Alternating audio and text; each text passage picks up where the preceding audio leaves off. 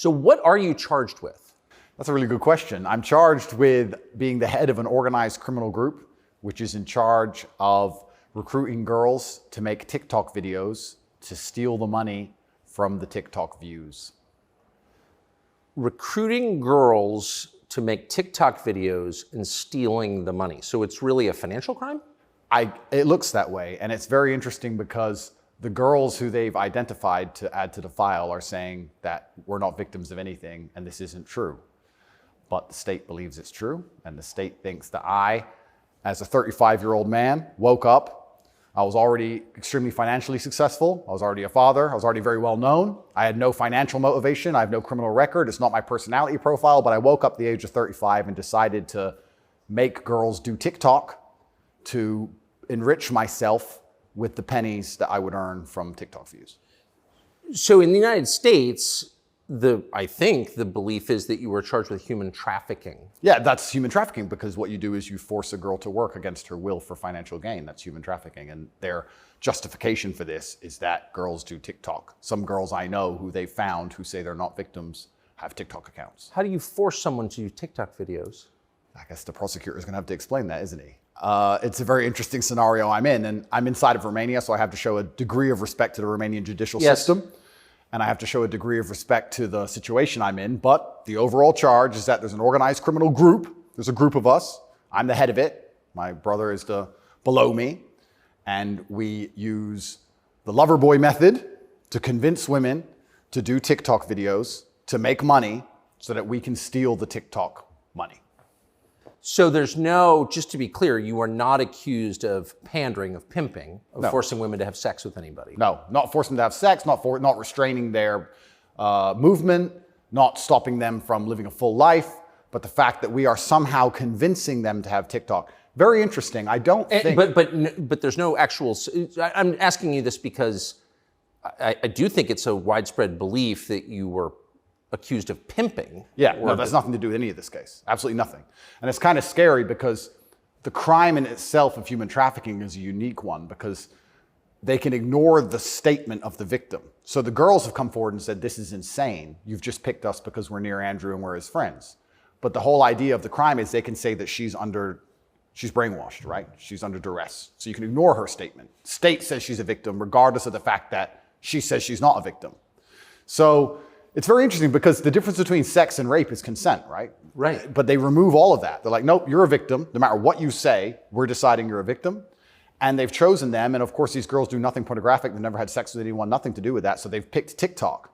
So it's scary. Imagine you're a full-grown man anywhere in the world today. They can find two girls who have TikTok on their phone, which is every single female on the planet, and they can accuse you of forcing them to take the TikTok money. And even if the girls say they didn't do that, this isn't true, then you're still a human trafficker. But force, what does that consist of? Forcing someone to do something, are they accusing you of using violence or? No, they're accusing me, and this is the thing, they're accusing me of using the lover boy method, coercing them by being nice. And by the way, these charges presumably are public, so... They're public, and this is extremely serious, but if you actually analyze the overall case against me, they're saying that Andrew and his brother, by being nice men, convinced girls to have TikTok accounts and then take the money. And it's very interesting because inside of the entire case file, there's not a single financial transaction to us for money. What are the penalties? They're extremely severe, 5 to 10 years in jail.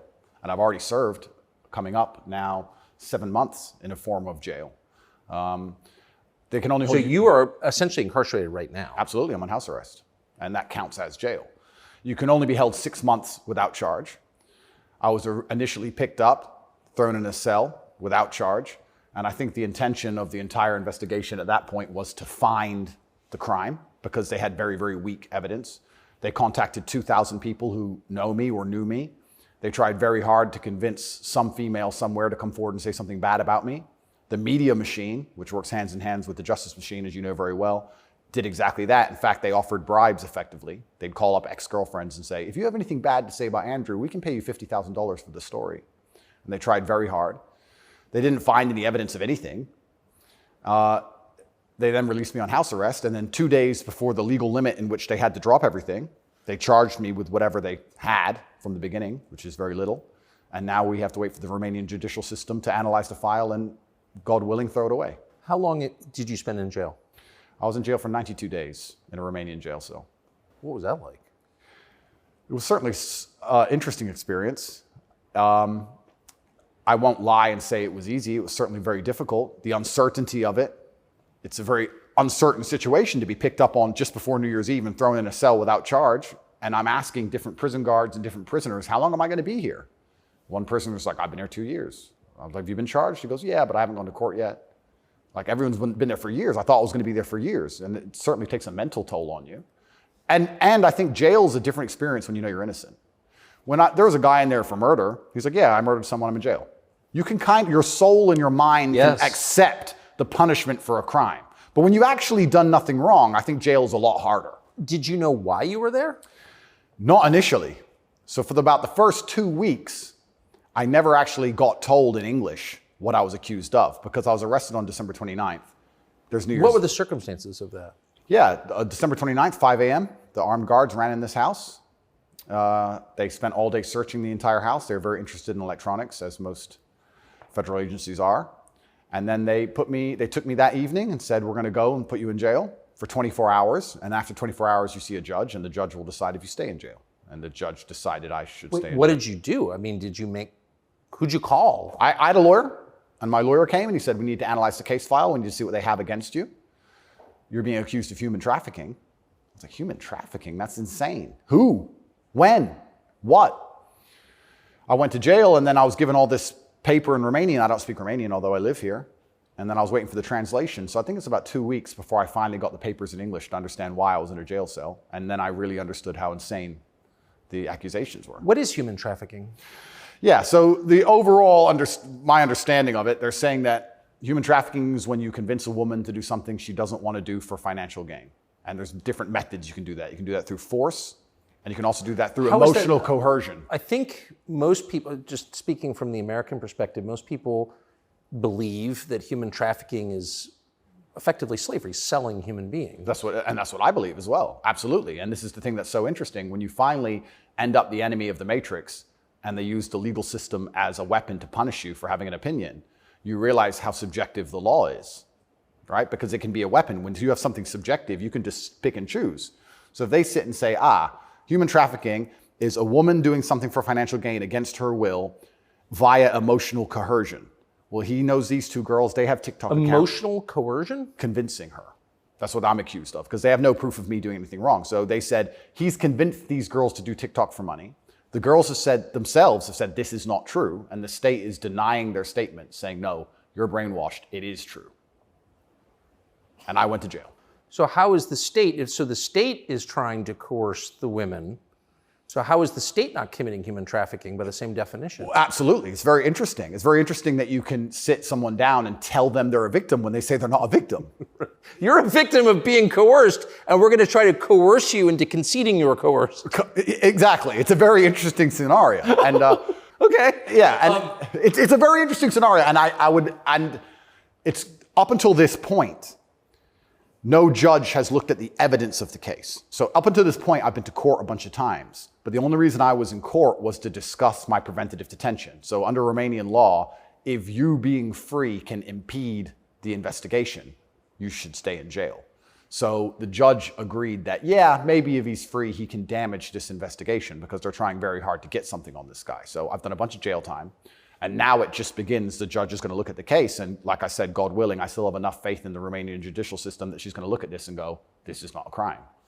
You're aware of the media coverage of this, however. So you're in jail for 90 days or more, and the rest of the world is talking about you. Do you know what they're saying?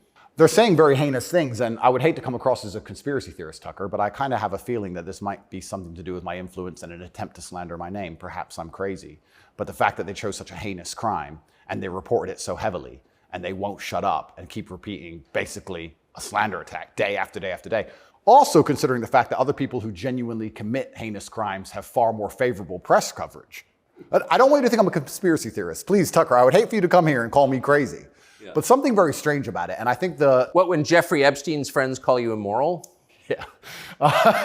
The goal of it is certainly to slander my name, and I like to see it as a litmus test. I like to see it as an intelligence test. Anybody who wakes up and looks at me and goes, he's a human trafficker because of TikTok, they're fully gone.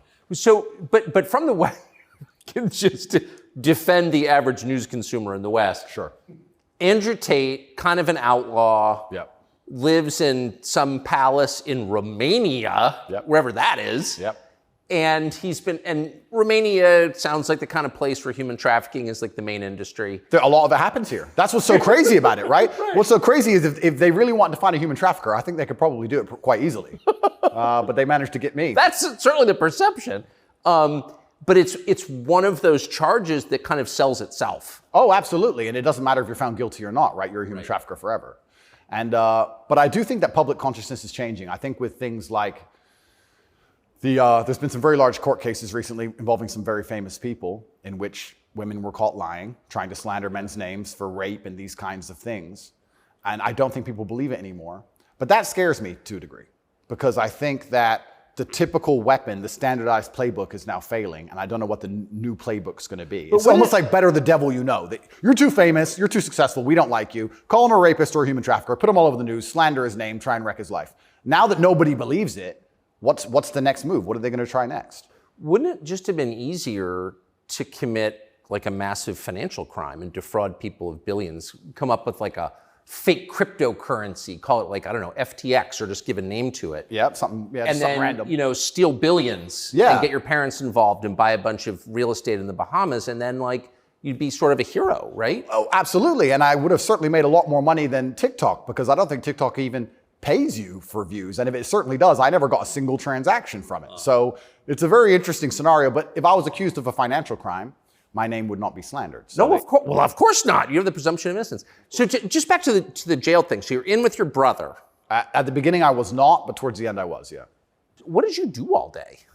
It's a good question. I looked at the wall, stared at the wall, smoked cigarettes, lots of push-ups, read the Quran. You smoked cigarettes, did push-ups, and read the Quran. Basically, yes. And certainly had some introspective moments. Tried my best to get out, tried my best to via my small phone calls, understand what's happening in the outside world. Tried to make sure that the people I love and care about are taken care of, because I'm the man of my family, and I'm also the man of quite a large, I wouldn't say empire, but life. And there's a whole lot of people who rely on me. You know, you have staff and families, you have children and families. I know the feeling, yeah. So when you're plucked from that, it's kind of strange. You're in jail and you're concerned for yourself, but your primary concerns are also all your duties as a man. I have duties as a man. I don't want children to starve. You've got a whole tribe. I've got people to pay. So it was very, very frustrating, constantly trying to make sure everybody else was okay and feeling helpless. That's what hurt me the most. I was trying to make sure everybody I love and care about was fine, and I wasn't as powerful as I should have been. And that was very upsetting. And especially if they're going to keep me there for years, I was having serious concerns about how I can feed the people I love. Did you ever come to the edge at all? No. I certainly had some days I was less happy than others, but I made sure that my mindset was built in a way that I could always be doing something constructive. And also, I think you get what you give in life. And if I ever felt particularly sad on a day, I would try very hard to make other people happy, because if I made other people smile, I'd feel better. So even the dinner ladies or the prison guards, I'd try very hard just to make people smile. I know it sounds silly. Some of the prison guards were more open than others, but there was a couple prison guards who were ice cold, who didn't want to say a word to me. And I'm like, hey, bro, your hair looks amazing. And you just stare at me like he wants, shut up. But I just try my best to cheer people up, to cheer myself up. And as a man, all you can do is just find the resolve to continue doing the best you can in this current circumstance. So, what were the other prisoners like? I don't want to insult Romania in any way, and I love this country and I chose to live here. But if I had to describe it for the people, for an American audience to understand, I don't think Romania and a lot of these countries have the same kind of mental health setup or the mental health support that a lot of Western nations have. So you end up in jail. So I think there was a lot of mental health problems inside the jail. So it was very similar. It wasn't just a jail. There was also a lot of mental health problems in there, which adds a new complexity and a new dimension to the suffering, because there's just random screaming and there's suicide and it's certainly not a very nice place to be. Oh, so it's horrifying. Yeah, I don't want to go back. you hear the phrase Romanian prison, and it sounds tough. So it was what you would imagine. It is, and when this process is over, there's a lot more I will say, but I will say the staff were very nice to me, and I want to make this clear. I want to make it very clear that all the staff in the jail were very professional and very nice to me. I would almost say that they believed I was innocent and they understood that I didn't belong there. There was a semi-apologetic vibe to the way I was treated by the guards, if that makes sense. Yes. They understood very well.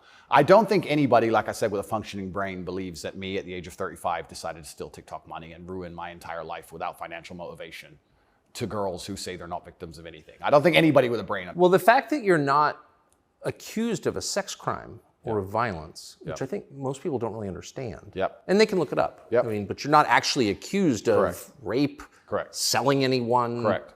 pimping. Correct. Okay. That right there raises a lot of questions. Well, yeah, and this is the thing that's so interesting because I'm accused of using a method of human trafficking called the Loverboy method. So how that would traditionally work is a man would meet a girl, become her boyfriend, take her to another country, turn her into a prostitute, say I love you, like pimping. Of course. But they're saying, because all my conversations with these girls are very nice, they're saying that I use the Loverboy method to convince them to do TikTok. And once again, I never made a penny from TikTok, and I have no interest in girls' TikTok's accounts, and I've never made any money from TikTok in my life. So that raises the question. So that right there, I think, I mean, we can let people assess. I'm not, an expert on the Romanian legal code, but that's kind of not the impression that most people have. Okay? And that's the media, who have made that the media have tried very hard to do that. And if I had to estimate, I think that the overall intention was just to throw me in a cell, use the media machine to drum up something real. I think that's what the goal was. So, but what's the, and I believe that, it seems, obviously. Yeah. One thing, I've never been to Romania before, and one thing I'm struck by is the American presence here. Oh, it's massive. Fully understand that. So there are 3 NATO bases here now. They're bustling because of the war in Ukraine. Yep. One's on the Black Sea, right below Crimea. So this is strategically important, this country, to NATO. Absolutely. And so this is a lot less far away than I realized. It's much more American influence. Oh, absolutely. Do you think that played a role? Yeah, well, I think, and I don't want to get this incorrect, I think it's the 2nd or 3rd biggest U.S. embassy in the world. The U.S. embassy here looks like a prison. It's huge. They've got a huge embassy here. And even during Ceausescu, during the communism days, Romania was an ally of the West, even during communism. Yes. So, yes. Ceausescu came to New York. Yes, that's right, yeah. So Romania and America have been very good friends for a very long time. I have to be careful what I say, but it's certainly very interesting what's happened to me. The American embassy were not particularly helpful, let's put it that way. They weren't very interested in me being locked up without charge. They didn't seem very interested in getting me out. But you're an American citizen. Absolutely. And so you're an American passport holder. correct. So I think the average American believes, perhaps falsely, that if you are accused of a crime in a foreign country, particularly a less developed country like Romania, you go to the U.S. Embassy and someone takes an interest in your case just to make sure that your treatment falls within, accepted standards of justice. Yeah, they came to see me, but when I was asking them what they can actually do about all of this, they weren't particularly helpful. I don't want to peddle conspiracy theories, and I've heard a lot of information, etc. But I wouldn't say they sanctioned it. I don't know if they had to sanction it, but they weren't particularly interested in getting me out. But at least they came to see me more than once. I mean, they kind of pretended to care. The UK embassy didn't even pretend to care. The UK embassy was, I really think they enjoyed it. They didn't. And you're a British subject as well? Correct. And this is the kind of thing, and I want to say this here, that's kind of frustrating for me because Romania is my home now for 7 years, but I'm half British, half American originally. And when something like this happens to you, you have this longing for home. You kind of want to go home. When you end up in a jail in a country where, even though you've lived for a long time, you don't speak the language, you don't understand the legal system, going to court in a foreign language is far more intimidating than in your own language. I can't even imagine. You don't have a clue what's being said. You don't understand how anything works. And then you kind of have this longing for home, but I feel like my home countries hate me, and they hate me because of my message, which I believe to be a positive message. So you kind of have this strange feeling of homelessness, because it's like, well, if I go to the UK, I believe they're going to attack me the same. If I go to America, I believe they're going to attack me the same. So where do you go? It's kind of scary. Where do you go? It's a good question. We're going to have to see. And how did you wind up here? I moved to Romania. I came to visit a long time ago. Before anybody ever visited Romania, I came to visit and I genuinely fell in love with the place. It truly is a fantastic country. I love nature, as an amazing nature. It's a very safe place. It has this reputation of being dangerous. It's not dangerous. It's very safe. The people are very good. The people are very conservative traditionally. It's almost like America was 20, 30 years ago. It's gorgeous. They have a bunch of nice restaurants and plenty of things to do. And I've never had a problem here in any way.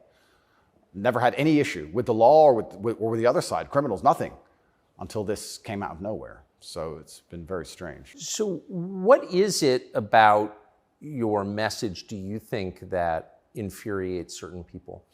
Well, my message is traditional masculinity. My message is to stand up and say what you mean and mean what you say. And even going to the gym nowadays is an act of defiance, because when you have a man who's built with any degree of principle, you say no to things. And I think if I have to analyze my message and why I'm so disliked by the people who dislike me, it's not the things I'm saying, it's the fact that if you adhere to my principles and you adhere to the things I say, you end up being the kind of person who will resist certain ideas. You say no. What kind of man never says no? Name a man who never says no. Men say no, right? Men wake up and say, no, I don't think that should be done this way. No, my children will not be taught that. It's no. the father's primary job. Absolutely. So when you say to men, listen, you're allowed to have an opinion. You're allowed to have standards. You're allowed to have boundaries and barriers. You're allowed to get up and become important and work hard and try hard and become the kind of man who can't be controlled. Then you're seen as an enemy. And I, especially with the massive influence I've gained, I think they look at me and go, he's helping men resist the slave programming. We don't need him around. We need to empty their brains so we can inject the slave programming and convince men to be eunuchs. Because once you're eunuched, then you're not a threat. I think I buy that. Because your message, I'm not the world's expert on your message, but I've seen a lot of it, and it's not explicitly political, actually. No, it's not political at all. And their original attack before this Matrix attack is they weaponized virtue, which is what they usually do. There's no genuine virtue inside of these people. They weaponize virtue. They find a virtue, and they turn it into a bullet, and they shoot at you. I'm sure you know very well. Yeah, I've heard. Yeah. I was a misogynist for the longest time just for saying that men should have standards. If you tell a man he can have standards in a relationship in any way, you're a misogynist. It's actually very interesting because what does that mean to have standards in a relationship? But this is the thing that's so interesting about it, because they've gendered the argument when I never did. I said as a man, you shouldn't have a girlfriend who is a liar and a cheater, and you also shouldn't have male friends who are liars and cheaters. You shouldn't be around dishonest people, yes, male or female. Amen. And they gendered it and said, he's a misogynist. He's saying that men should only act this way with women, etc. I said that men should have standards, and you should have protocols that you're prepared to accept, and you should have hard parameters. And if a woman doesn't want to adhere to those parameters, that's her decision, and it's her prerogative, but you don't have to stay with her. Why should you? What's wrong with that? Well, that's teaching men to say no. They don't want men to say no. So are you arguing that it's better to be with a virtuous woman? I think so, yes. I know that's crazy. No, I'm serious. I mean, that seems I like am, Tucker. I don't want to. That seems like good advice. I don't want to come across as extreme. But yes, I am. And what's actually funny is I really believe most of the things I'm saying were accepted by absolutely everybody 15 years ago, 10 years ago. And now it's public enemy number one. And it's because of the mass influence I have. At one point, I became the most Googled man on earth. At one point. And it's a scary situation I'm in. But if you're arguing that it's really important for a man to find a good woman, a decent woman, an honest woman, that's the truest thing that's ever been said. I Absolutely. mean, that's the most important thing any man can do. I mean, I can just tell you firsthand. Oh, thank you very much. Married 32 years, that's the most important thing. And you think saying that angered people? Absolutely, because I'm arguing the only way to do that is via masculine excellence. I'm saying in the world we live in today, it's hyper-competitive. And if you want to be the kind of man that has the choice of women to choose a good one, you need to be an excellent man. It's no longer acceptable for you to just be an average Joe or below average. You have to get up and you have to work hard and you have to be smart and interesting and you have to be charismatic and make some money and be in good shape and you have to try very hard. And unfortunately for them, if you follow that path as a man and you become successful in those realms, you end up being the kind of person who resists enslavement. You become the kind of person who wakes up and says, no, I don't believe in that. That doesn't make sense to me. I can't imagine a better message than that. If you want a good society. So then you have to argue and sit and say, do these people want a happy, functioning society or do they want something else? What do you think? I think that I would never kill myself. And I also... Just throwing that out there? And I also think that when you want to conquer a society, you kill the military-age males. That's what you do. That's the first thing they've ever done. They walk in and all the men have to have their throats cut. They can't perhaps do that, but they can certainly cut your balls off, and then you can't resist. And I think there's certainly a movement to ensure that there's very little resistance left inside of the number one demographic which is required to resist oppression, which are military-age males. And they don't want those kind of people waking up with any kind of self-respect or standards, or to say, no, I don't accept this. I do not need a 9th injection. They don't want that. They want you to sit and say, I don't need it, but the news said so, so oh well. So in the one interview that you and I did, you had a line that I've been thinking about ever since. I thought it was so interesting. I never thought of it before. You said that a lot of people went along with the vax, and that you didn't judge them because facts change. But now that we know that a lot of what we were told was wrong and some of it was a lie, it is a requirement of your own dignity, of your own self-respect to say so. Completely. And people should apologize. I really do believe. And I have nothing against the people who fell for the propaganda, fell for the programming, and took the vaccine. Yes, I agree. Fine. But you should wake up and say, I was fooled. I've learned my lesson. I will not be fooled again. But if you were fooled by the MSM and took the injection and you continue to be fooled and you've not self-reflected and you've not realized that they lied to you the entire way and you now believe the new bunch of lies that are all over the television, then there's something wrong with you. Or you don't care that you were lied to. You don't care that you were lied to, because I think a lot of this is actually genuinely cowardice. I think it's a very easy worldview. The life is easier if you accept the news tells the truth. Yes. Everything they want me to believe is true. Everything's nice and simple. Good guys, bad guys, doop-de-doop-de-doo. And if you want to actually wake up, it takes a degree of bravery, because then you have to destroy your entire worldview, everything you've ever understood and everything you're told, and you have to really look at the world and go, oh, this is a mess. And that takes bravery. And once again, that's why they don't want men to be brave. They want you to sit there and go, oh, it's easier if just, CNN said, so it must be true. And it's cowardice. And they're trying to instill cowardice in all of us. That's what they're trying very hard to do. And I think even just me as a person, the people who hate me, my detractors who dislike me so much, even if I say nothing, I just turn up, big, bald, strong, fast car. It's just me. I'm like the enemy to them, because I symbolize men who don't comply. And not don't comply in a negative law-breaking way, but don't comply if we don't agree with that or we don't see common sense in that, we're going to politely decline. And that's simply not allowed. What's it like to have the prospect of prison hanging over you? I think that I like to believe that this is a test from God. I like to believe that if you become the most Googled man in the world for saying that you have mental resilience, that God is going to make sure you don't have that degree of fame without testing you. I like to believe that God comes along and says, yes, I've allowed you to become the top G. We're going to see if you really are the top G. I believe that's how the world works. It's certainly intimidating, especially knowing you're completely innocent. But I believe it's a test, and I believe it's my job to pass the test for my ancestors and for people watching over me and for God. And I think I have to do the absolute best I can possibly do in the scenario and the circumstance, regardless of whether I win or lose. I still believe I'm going to win because I've seen the case file and I've seen that no laws have been broken. But even in the very unfortunate circumstance that this matrix attack goes deep enough to throw me into a jail cell, I think I should handle it like a man. I think I should stay and finish the process, and I should walk with my head held high and suffer as much as I need to suffer to stick by my convictions and know that I'm an innocent person. And I refuse to break. I refuse to cry. I refuse to be depressed about it. I'm going to wake up and I'm going to smile regardless. And regardless of what happens to me, I want everyone to know that, one, I would never kill myself. And two, I think that as a man, there's always going to be a degree of pain and suffering in your journey. I don't think you're ever going to become a successful man or be good at being a man without pain and suffering.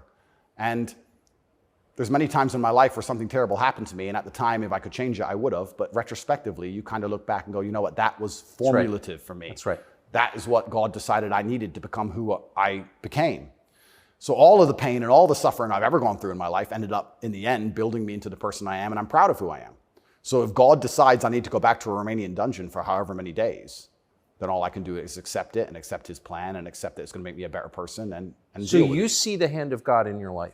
Absolutely. I think that he is the best of planners. And like I said, if you retrospectively analyze all the times in life you wish you could have changed things, yes, he knew better. And I'm going to have to accept that. When did you conclude that? I guess I always kind of knew. I was atheistic for a while when I was younger. But as you get older, you start to look at the world and understand that the thing for me was actually, I guess, a scientific principle. It was Newton's law of equal and opposite force. If there is evil in the world, and I'd like to think we both agree there certainly is, yes, there has to be an equal and opposite force, which is good. And I would like to think of that as God. Even the idea of God as a notion, even just as a concept, if that idea of God resists evil, then God is real. If you have two islands, you have two people, let's say a ship crashes, and you have two people who swim to two different islands, and one island they're atheists, savages, and they rip you apart. And the other island, you get there and they believe in God and they believe they're not allowed to kill you. Even just their idea of God, God saved your life. So I think even just the concept of God in and of itself, if enough people believe it and it makes them do good, then God must be true. And that's the equal and opposite force to the evil of the world. And this is how I view it. So I don't see how anybody with a conscience cannot believe in God anymore. That's such a profoundly different worldview from the one that we're presented with, I think. Yeah. Do you think that's maybe the division in the West between people who see those forces at work and those who don't? I think the West is actually split between people who think and people who don't think at all. I think the people, there's no such thing as these two opposing worldviews. I think people believe there's worldview A and worldview B. I disagree with that. I think there's worldview A, the good guys, which are primarily people who do believe in God, do have parameters, do believe in standards, do believe in self-respect, do know how to say no. And there's worldview B, which changes day by day, based on what they're told, which means they have no real worldview at all. They just repeat. And they have no standards and they have no parameters. There's nothing you can tell them that will make them wake up and go, that's wrong, because they have no inherent morality. So you can say bestiality is accepted and encouraged now. It's good for you for climate change. And they'll sit there and go, oh, for climate change, oh, well, off we go. And they'll just do it. So I think you have a camp of people who think, and you have a camp of people who repeat. And I don't think there's actually the opposing side to the good, I don't think function as a thinking populace at all. I think they simply repeat. It feels like the conflict between those two groups is getting more intense. It's certainly getting more intense. And it was interesting for me because, and I want to be an optimist, but I lost so much faith in humanity during COVID. If you would have told me how COVID would have gone down before COVID, I'd say no way. We're not that bad. I thought the people aren't that dumb. But when I experienced COVID, it's actually scary. You see how the Nazis managed to do what they did. You see how they managed to put people in concentration camps. You see it. And I had a very unique view of COVID because in the first days of COVID, when people were falling over in China and the Italian hospitals were overrun, at the height of the panic, when most people believed, because it was the very beginning, early stages, my brother and I had a very logical conversation and said, we're two military-aged men in very good physical condition. If we die of this, the world's over. If it can kill us, it's zombie apocalypse. So why are we going to live in fear? So we found the only two countries that were open, which were Sweden and Belarus. We had just been to Belarus. This is before the Ukraine war. We'd just been there. We decided to try Sweden. So for the first 3 months of COVID, during the height of lockdowns, when Florida was closed, when it was absolute... I remember. Yeah, when it was the craziest lockdowns globally, me and Tristan are in Sweden in absolute freedom. They had no restrictions, no masks, no vaccine passports, no social distancing, nightclubs are full, restaurants are open, perfectly complete normal society. Nobody talks about this anymore. Nobody talks about, wait, Sweden never did a thing. Everything functioned perfectly fine the entire time. And they don't have it, where's their mass, where's their illness of their winter of severe illness and death? Yes. They never had one. It's a cold country, never had one. So we were living in Sweden, living completely normal lives, seeing the internet and seeing this insanity, and we're like, well, surely if we just put up a few videos of us partying in Sweden in nightclubs, this will wake people up. People ignored their own eyes. That's the scariest thing about everything, is that they can get to a level where, with the media machine, where people will genuinely ignore their own eyes. I don't understand how you can get people so brainwashed that they will see that the sky is blue, and then they'll watch that the sky is green, and then they'll look at it again and go, the sky's green. It's crazy to me, but COVID proves they can do that. And that's why the war is getting so intense, because the principled people are saying, how can you still believe in the things that you're saying? Here is all the logical, empirical evidence that that is a lie. But these people are ideologically brainwashed, and they don't want to take enough. They don't have the bravery it takes to wake up and accept that they're being lied to. So they'd rather just, to the end of time, repeat what they're told. And it becomes more and more intense as it becomes more and more ridiculous. That's so scary. As it becomes more and more ridiculous, the more intense both sides get. Yes. Right? So what the future holds, I'm not entirely sure. But I like to believe, even my current charges, I found solace when I was in jail, that the thinking people are looking at this going, something about this doesn't seem right. Well, I mean, it is a little bracing. I mean, when I discovered, I was sympathetic to you already. Yeah. But, a man's accused of human trafficking. It's worth finding out what he's accused of. Sure. And when I discovered that there was no actual human trafficking charge, that's not actually human trafficking. I don't care what you call it. Yep. You weren't buying it, even accused of buying and selling anyone. Then the next conclusion you inevitably reach is they don't like the guy. They don't like his views. It's fine. They're going to send him to jail for that. Yep. That does seem like an escalation. Absolutely. But if they don't like your views and you're inspiring millions of people to resist slave programming, you become a threat. Like, they discuss me. But you can't send a guy to jail because you disagree with him. You shouldn't. But even before I went to jail, the members of parliament in the UK were talking about me and what a dangerous role model I am for young boys. So they launched this initiative inside of British schools to ban me. My name can't be said inside of any British school. And members of parliament were standing up in parliament saying, Andrew Tate is dangerous. He's encouraging young boys to have misogynistic views, because I'm literally telling young men to go to the gym and to stand up for themselves and believe in themselves and believe in something. And by extension, you look at some of the sexual education books these children are being given, which I believe at age 9, I don't think a child needs to learn about anal sex or any of these things. Probably not. Yeah, probably not. So they're pushing that to the children, but I'm banned. Well, they're also pushing weed and video games on boys. Oh, completely. And you can listen to rap music about killing people all day long. And there's a whole, and Lil Nas, he can have sex with the devil in his music videos. That's fine. But I'm dangerous for saying go to the gym. And once I realized what was scary to me is, I said this to my brother. I said, once the parliament's discussing you, you're basically considered a national security threat at this point. You're a threat to national security at that level. And then all bets are off. Right? What about the UK? So the UK has become more authoritarian than anywhere in the Persian Gulf. Correct. How did that happen?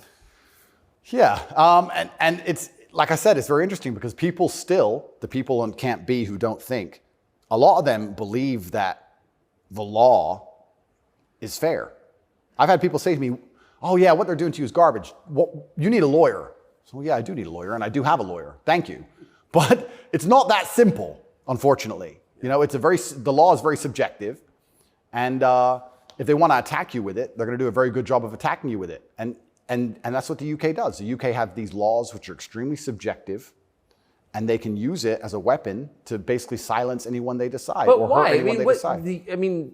England is the birthplace of free speech, Completely. of habeas corpus, of kind of framework of liberal democracy that we thought we believed in. Yep. And now it's a country where people are arrested for praying. Well, what happened? Good question. And there's a saying that I heard, and I don't know who said it, but he said that a sick country adopts laws like a dying man will try medicine. And I think that the UK is failing in real time.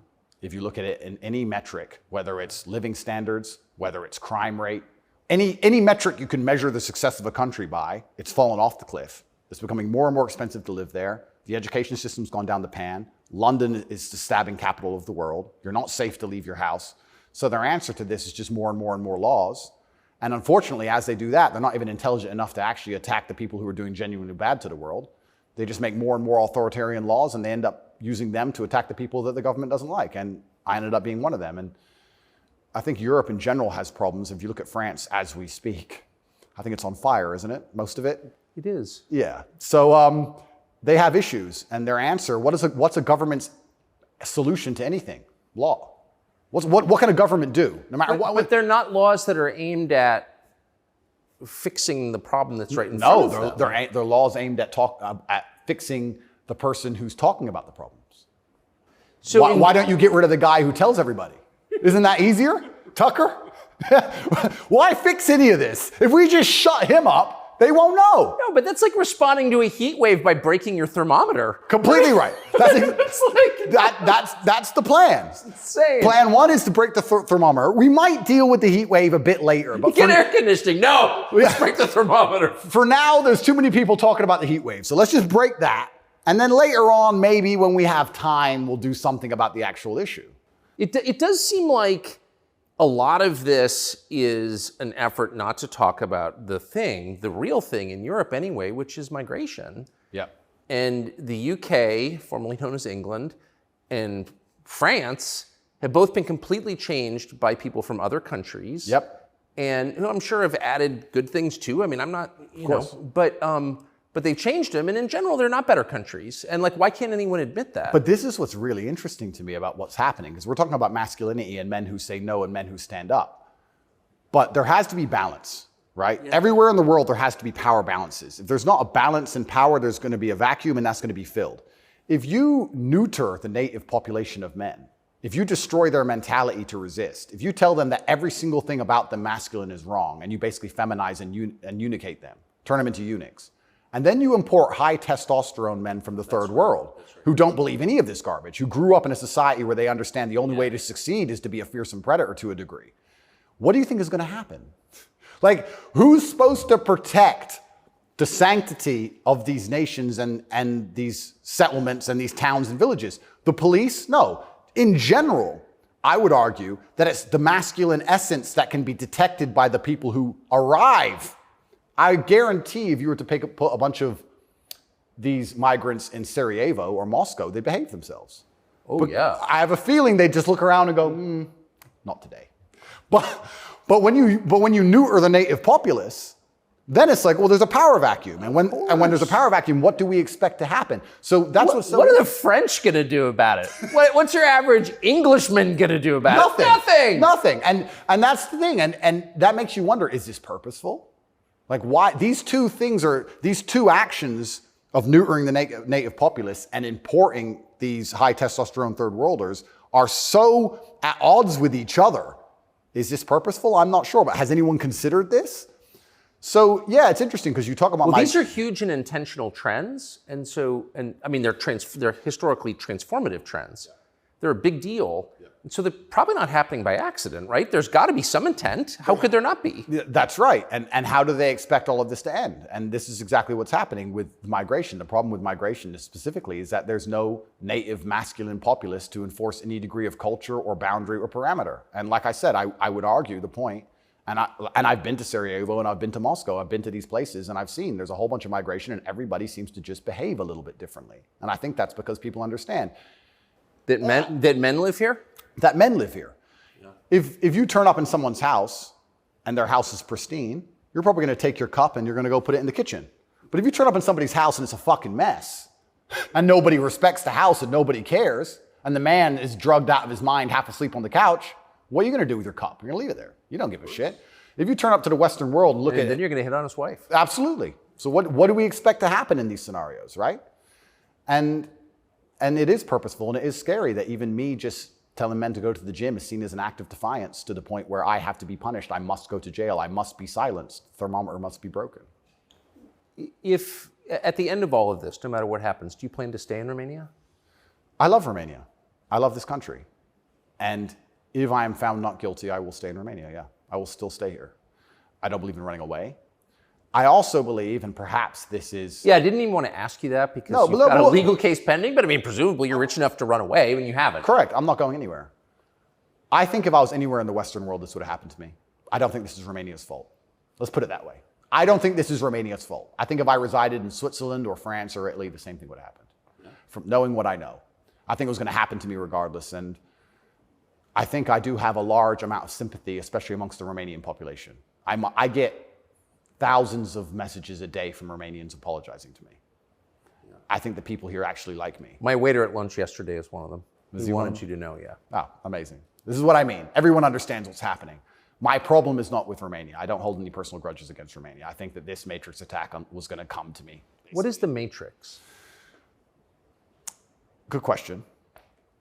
I guess some Americans call it the deep state, but I like to look at it in a more global way. When I say the Matrix, I think there are certain agendas which are being pushed I think the media machine and the judicial systems of the world work together hand in hand. I think the goal is to control people's minds to a point where they don't discuss anything that's important. The reason I use The Matrix is because I've watched that movie a few times and it has so many similarities to the... Have you seen the movie? No. You've never seen the movie The Matrix? No, I don't watch any movie. I don't want to talk about it on camera. No, I'm very dyslexic and it's hard for me to watch video. Got it. Honestly. Understood. But there's so many similarities, and the basic premise is that humans' minds are controlled and put inside of a false reality so that their body heat can be manifested for the machines. And I don't think it's much different to reality. Our minds are controlled, we're put in a false version of reality, we're told things aren't true, we're arguing over things that don't matter, we're observing a false version of events, and the goal of it is just to distract us long enough for our bodies to be used for the machines, to soulless. And I think it's pretty similar, striking similarities. And even then, there's a bunch of other similarities which are difficult for me to explain. You haven't watched the movie, but there are agents inside of the Matrix, and the idea of the agent, the purpose of the agent is to make sure that nobody understands how the Matrix really works and to wake anybody's mind up. They want to keep you asleep. And any person can become an agent at any time. If they're not unplugged, if their mind is not free, they can become an agent, and their job is to keep you asleep. And you see agents all the time. COVID awoken me to agents. When I would sit and talk to somebody and they seemed perfectly rational and normal until I mentioned COVID, and then they'd fully change. No, it's dangerous. No, what do you mean? What do you mean? Are you crazy? My grandma got sick. And they became an agent instantly and started repeating the news to me. And I was like, your grandma got sick. How old is she? 97? Interesting. Oh, I better lock myself in my house then. Dumbass. So agents exist and the Matrix exists, and I think most people's version of the world is a false one. The idea and the world that most people have in their mind and how society functions and how all these things function, I genuinely believe is completely false. I think they've all been lied to. I don't think anybody understands how any of the world works. And I try and use some very simple analogies to wake people up. I said to one of my friends once, I said, if me and you could play video games for $10,000 and you could cheat, would you cheat? He goes, well, no. I was like, if I was whooping your ass and it was 10 grand a game and you could cheat, would you cheat? He goes, yeah. I was like, all right, so you accept that people cheat to win in a video game for a menial amount of money. You think they're not going to cheat for something that matters? Yeah. I think this they're not going to cheat for something important? You understand what I'm saying? Oh, yeah. Yeah. So, how about to get the most important job in the world, President of the United States? I would never kill myself. I mean, people kill each other over insurance fraud. You don't think, right? Yeah. Yeah. So when you actually understand how the world really works, you know what was really interesting? I remember there was this big military coup in, was it Myanmar or Burma? One of these, there was a big military coup like a year ago or something. And nobody really cared. They mentioned it on the news a little bit. And I looked at it and I looked into it.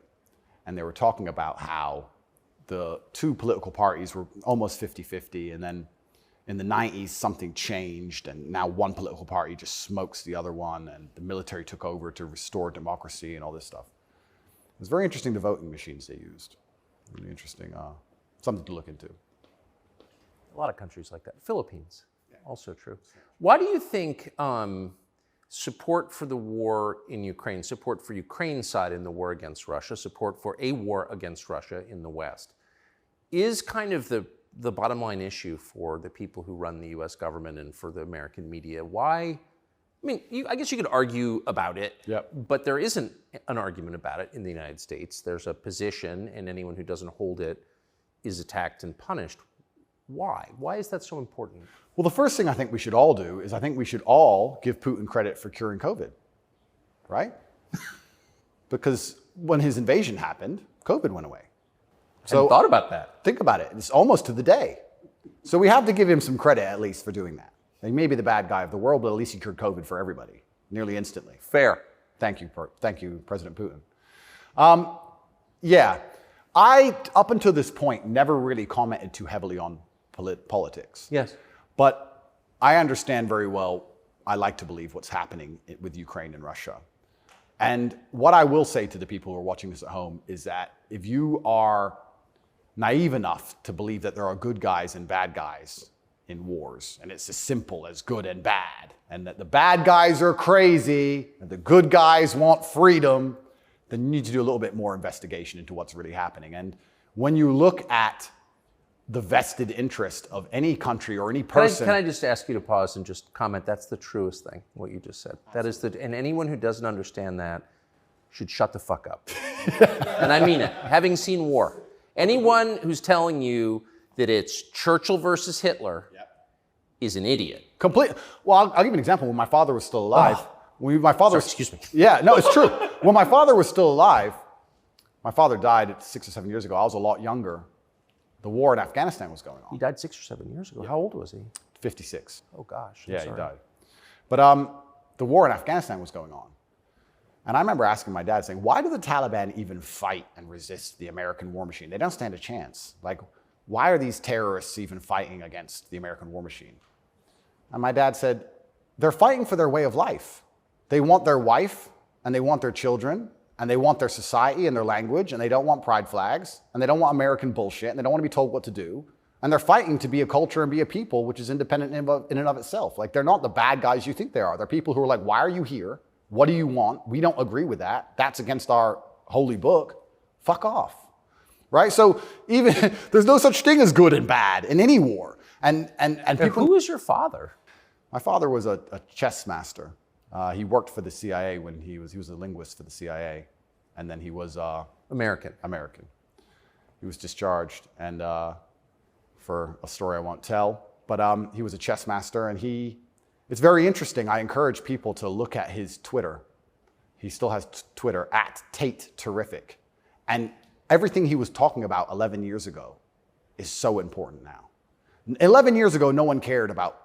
We had the Donbass in 2014. People cared. Yes. People cared a bit. But he predicted the future. You want to see how chess players can see the future? Read his Twitter. Everything from LGBTQ, why they need your kids because they can't have their own, to the war that's coming and how Europe's going to have an energy crisis, to the letter. It's all on his Twitter. It's amazing to read. It's like you could tell the future. 10 years ago, no one talked about any of this stuff. Did he live in the U.S.? Yes. Yeah, he lived in America. Fascinating. Yeah, it's crazy. But he was telling me about a lot of this stuff even when I was a lot younger. And as we said, there's no good guys and bad guys.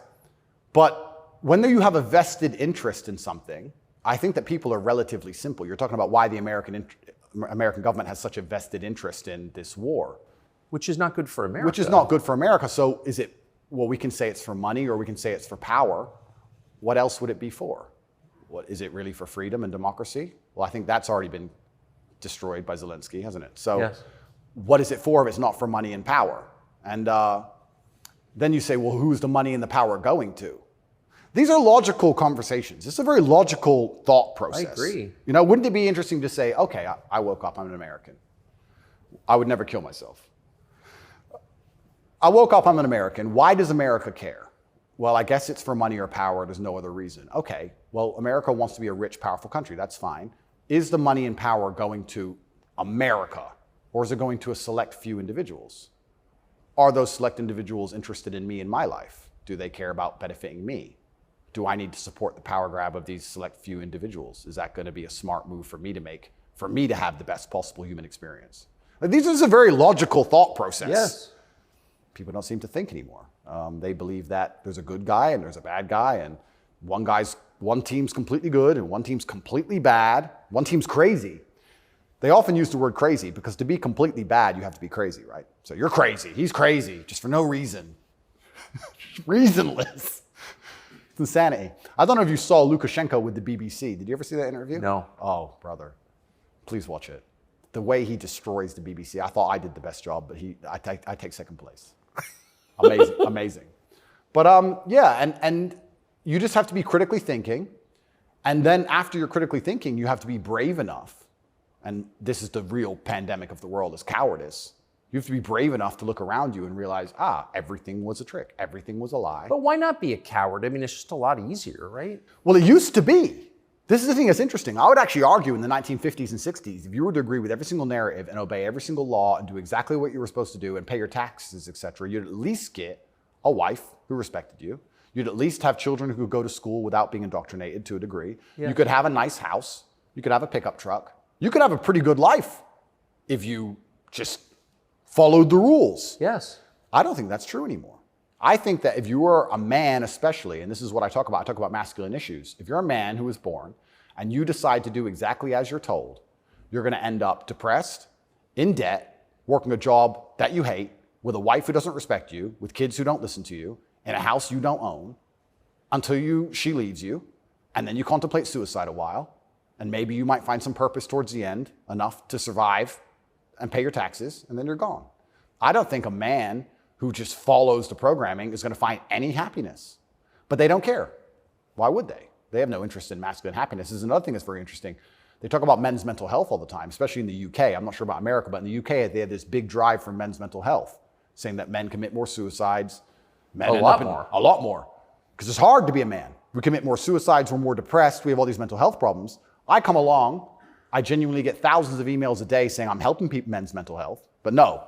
Can't help it the way Andrew wants. You can't tell them to go to the gym and stand up for themselves and have pride. What kind of man is going to have a solid mentality and not have mental health issues if he has no pride? That's part of being a man. Part of being a man is proud of yourself. If you wake up and you're not proud of who you are and how you look and the things you say, how are you ever going to have a solid mentality? So when I teach things that genuinely help men's mental health, that's outlawed. No, you're not allowed to do that. Instead, you have to take our version, which is to pretend to care about men's mental health, but not give a shit. Give them a life they know they're not going to enjoy, pay taxes, and die. And men are the backbone and medicate them. And medicate them. Medicate them long enough to keep working. The same way as we medicate farm animals. Just a bunch of injections. Yeah, just keep them alive long enough to get the milk. Milk's gone. Chop the head off. Boom. They need to put you in prison. They're trying. Yeah. I can see why. They're trying. And it's scary. A lot of people, but then what do? Do I just shut up? No. You don't think so? No, you can't shut up. I mean, because in the end, your self-respect, your dignity is the only thing. That's right. And this is what people don't understand. People say, Andrew, why are you fighting this war? And they don't understand that war is certain. You either fight war against injustice and you fight war against the things you know that are wrong and you feel good inside of yourself, or you accept the slave programming and fight a war with your own mind. You have to fight something. Yes. I can shut up and believe what I'm told in the news, but then why am I so unhappy all the time? Why am I depressed? Why does my life suck? Why does my woman ignore me? Why do my children not respect me? You're fighting a war, then you're fighting a war with your own mind. I'd rather have all of me on side and fight against what I know is genuinely evil. You can't escape the battle. The battle's here for all of us. So I've made my decision, and that's why I can't be quiet, because you just said I would lose my self-respect, and I'd lose my dignity, and I don't think I can function that way as a man. And I don't think any man should be able to function without self-respect and dignity. The reason men died on the Titanic was for self-respect and dignity. They went into the icy cold water and died because they would feel honorless if they jumped on the boat and left the women to die. That's right. So when you have self-respect and dignity, you have a hard parameter, and you'll do things which are deemed crazy or insane because you believe in them and you stick up for yourself. And that's why they don't want men to have self-respect and dignity. Rather be a free man in your grave. Absolutely. So I can't be quiet, and I'm going to say what I believe is true. And I genuinely believe I'm helping the world. I think that any young man who is a follower of mine, I will argue there's no influencer on the planet besides me who is genuinely benefiting their life. I know you're not big on the internet. I look at these other streamers and these other influencers. They play video games all day. They smoke weed on stream. They talk garbage. It's a bunch of drama back and forth like girls. I'm the only influencer or streamer who's genuinely talking about making money, because you need to have money to escape the matrix. It's very hard to resist enslavement when you have to pay the bills. Getting physically strong, because a strong body is a strong mind. Standing up for yourself. Self-motivation. All these things. I'm talking about genuinely positive things. Very few people are. And I think that is an extremely important message that needs to be told. And I'm not going to stop doing it, because I know I'm genuinely helping the world. And they're going to try and punish me for it for the rest of my life. I think this is just beginning. And I think when I beat this case, which I believe I will beat, I think something else is going to come. And it's kind of scary, because I am a little bit afraid and a little bit intimidated by the incompetence of my enemy, because their standardized playbook is now failing in real time. The standardized playbook is the media attack, the lie, and it's not working anymore. And it got me a little bit worried about what the next move is. You used to just be able to lie about a guy all over the news and you win, right? But now it's like, shut up. So now what? I don't know. And that's what's kind of scary in my scenario, because nobody's going to believe any of the crap they print about me. Nobody believes it. Nobody believes it. Whenever I do an interview with the Matrix media, nobody believes. They have to turn the comments off, because everyone in the comments are just ripping them apart. Well, you do seem very sad on the verge of killing yourself, are you? Absolutely not. Really not. I never would. And that's what You said that, I know. I have to keep saying it. I have to keep saying it because it's scary, right? But I believe you get 3 lives. I think they cancel you initially. And then when that fails, they try and put you in jail without a reason. And if that fails, there's only one option left after that. That's right. So I'm in a very scary scenario. But I guess the same as the men on the Titanic just couldn't get on the lifeboat. I just can't stop saying what I believe to be true. If a young man comes to me and says he's depressed, I'm going to tell him how to become a kind of man who's proud of himself. And if that makes him the kind of person that resists slave programming, I'm always going to be public enemy number 1. You've said depression isn't real, or it's not, as the way we describe depression isn't accurate. What do you think of depression? When I say depression isn't real, that really upset the world, especially the liberals, because they all live on medication, right? When I say depression isn't real, I'm saying that because I don't believe in things that can take away power from me. If I believed in depression, I would have been depressed in jail. But I can't be depressed if I don't believe in it. If you don't believe in ghosts, how can you be haunted? You have 2 people in a haunted house. One believes in ghosts, one doesn't. There's a knock in the night. One wakes up, calls an exorcist, is terrified, looks for a ghost. The other guy doesn't believe in ghosts. Knock in the night, goes back to sleep. It's the belief in the ghost that gives it the power. If I don't believe in depression, I believe in feeling depressed. Sure, we're humans, we have emotions. Sometimes we feel depressed, sometimes we feel happy. I don't believe in the idea of becoming a depressed person who has depression. I don't believe in that. I don't think that's possible for me. So if I don't believe in it, how can it happen? I don't believe in depression. So why would I not adopt the mindset that makes me the most capable predator I can possibly be? Why not adopt the mindset that makes me as competent and as fearsome as possible? If you have to install software in your own mind, why would I not install software that makes me capable of not only driving a Bugatti and flying on private jets, but sitting in a Romanian dungeon covered in cockroaches? I need to be able to do all of it. So why would I believe in something that made me incapable? I don't believe in depression because I think that even the belief in and of itself, when you feel depressed, you'll start to consider, maybe I have depression. Then you go see a psychiatrist who tells you have depression. Then they want you on pills. It's the belief that goes down the spiral. If I feel sad, I go, I'm depressed today, I'll be fine tomorrow. So why, I suspect you're right, or what you're saying is pointing toward truth. That's my personal view. But even if I disagreed with you, I disagree with you. Why is that so offensive, what you just said? Well, that's what's interesting, because when I said depression wasn't real, the number of people who would attack me defending depression, this is what I didn't understand. Right. You say depression isn't real, but depression's ruined my life, and it's super real, and it ruined my life, and I lost my marriage. I'm like, if I told you it wasn't real, you should be coming to me saying, tell me how it's not real. Please help me with my depression. Why are you trying to convince me that it's real? Why are you sticking up for it? And why are you defending depression? And why would I adopt the thinking of someone who's sad? Why would you're going to convince me to take your worldview. You just told me your wife left you, you're fat, and you want to kill yourself. And you want me to sit here and go, with my perfect life, and go, you know what? I want to think like this guy. You're out your mind. I don't believe in it. And because I don't believe in it, it's made me the kind of person who can't become depressed. And the reason they don't like me attacking that is because depression is a fantastic way to subdue a population, right? If everybody's depressed, it's hard to have a revolution. You're depressed. Oh, they've locked us all in our houses. I don't want to go outside anyway. I'm sad, right? So depression's a fantastic tool of population control. They have no problem with you being depressed. They have a problem with you being the opposite, principled and energetic. No, you don't want principled, energetic people. That's a problem. A bunch of depressed people, easy. If you had to invade a country, would you rather the opposing army be principled and energetic or depressed? I'll tell you, I would not want to be invaded by a cheerful army. Absolutely. That's scary. They're having too much fun, right? You want them all to be depressed. So a morose army is easier to defeat. I agree. Absolutely. So depression is a defended idea. You're not allowed to even talk about it. You're not allowed to help people get out of it, right? They like the idea of a depressed population. And this is what I say to people. Now, I'm not stupid. I understand like PTSD is real. I understand mental health is real. I'm not saying that, but I say if you're an 18-year-old boy or 18-year-old man and your life is pretty much okay, bacteria didn't steal your eyesight, which could have happened. You never had a car crash and lost both of your legs, which could have happened. You're actually very fortunate. And you wake up and you say, I'm depressed. I think you're an idiot. I don't think you're depressed. I think you've been psyoped. I think you feel a little bit of depression and you can fix that by changing your life. I think if you became rich and strong and smart and successful and you worked hard and you dedicated yourself and you were motivated and you tried your very, very best to become excellent, you probably wouldn't feel depressed anymore, which means it's not a disease, is it? So why would you, the only reason you're even saying you have depression is because you believe in it. So you're arguing for cause and effect. You're saying if you live a certain way, you're going to feel a certain way. Absolutely. And I also would argue that I think we've evolutionarily, even though I do believe in God, I think that we've designed ourselves and the human has grown into a way where if you feel depressed or sad, I think that's a fantastic trigger or a warning signal to do something. If you were to say to me, Andrew, you have to complete this monumental task. You have to conquer the world.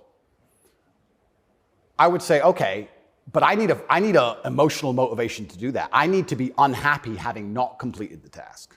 I need to be uncomfortable, right? If you're uncomfortable being out of shape, you'll get in shape. If you're happy being out of shape, then you're just going to stay out of shape, right? So if you feel a degree of uncomfortableness inside of your mind, I think it's just your mind telling you that something about your life needs to change. Yes. You need to get up and change something. Guys would say to me, I'm depressed because I'm fat and I have no girlfriend. And I'd say, no, you have no girlfriend and you're fat and that's why you're depressed. If you go change those two things, you'd probably be surprised that your disease goes away. I had another guy say he was going to kill himself. I said, listen, it's back when I used to reply to my emails when I was smaller. I said, make me a promise, get a six-pack first. Of beer?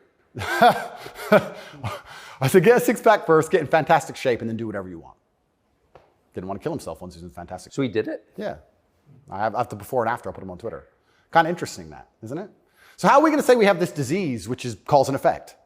How are we going to say we have this disease where there's something wrong with you as a man, you have a disease because your life sucks? I mean, I don't think that's true. I think that your life just sucks and you should change it. And another thing I also preach, and this is another thing that's very important, I also think as a man, because life as a man is pain and suffering, and when I say that, because you're never going to be a good man or good at being a man without pain and suffering. You're going to have to go through a bunch of shit and have a terrible life to become a good man. I think you should embrace that and accept it. And I think that the correct mental model for men to have is a degree of stoicism and not to be too concerned with even how they feel. If I woke up today happy, I would have done this interview with you. If I woke up today sad, I would have done this interview with you. What's the difference? Why put so much importance on my emotion if certain things must be done? I must work, I must train, I must see Tucker Carlson, I must resist the Matrix. You've got duties. I've got things to do. So why are we going to sit around and talk about how I feel if it doesn't even affect how I act? And as a man, it shouldn't, because there's too much to do. And the masculine world is hyper-competitive. This is another thing most people don't understand. Totally agree. It's hyper-competitive out here. All the women want a few men at the top. The Ferrari, you don't want a Ferrari to drive fast. You want a Ferrari because other men want a Ferrari and can't have one. It's hyper-competitive. So if you're competing against every other man for every dollar you make, every girl you see, the house you live in, the car you drive, the life you live, you're not going to be able to compete with the person who performs regardless of how they feel if you only compete when you feel like competing. Right? Because there's men like me out there who will be sad every day and outcompete you regardless. I don't care how I feel. I will still win. And that's the kind of mindset you need to adopt. So when a man comes... You've got a job to do. Stop whining. Go to work. Completely. Yeah, I agree. Completely. Yes. So when men say, oh, but I feel sad. Who cares? The world doesn't care. All the men who are out here to destroy you and take your girl don't care. So why do you care? Like the person who should care least is you. You're the only person who wakes up every day who should have a genuine vested interest in improving your life. Nobody else wakes up and wants to improve your life, only you. So if nobody else cares about how you feel, why do you care? So my argument also for depression is, you're depressed, fine. Have you trained today? Well, that doesn't change what you should do with your life, depressed or not. And I don't say this because I'm an eternally happy person. I say this because I've experienced all ranges of human emotion. I was in a Romanian jail cell with cockroaches crawling all over me as I slept. I never missed a day of training. I wouldn't say I was particularly happy, but push-ups must be done. So they got done. You're very close to your brother. Correct. And you were locked away for part of that with him. And did you have fun at all with him?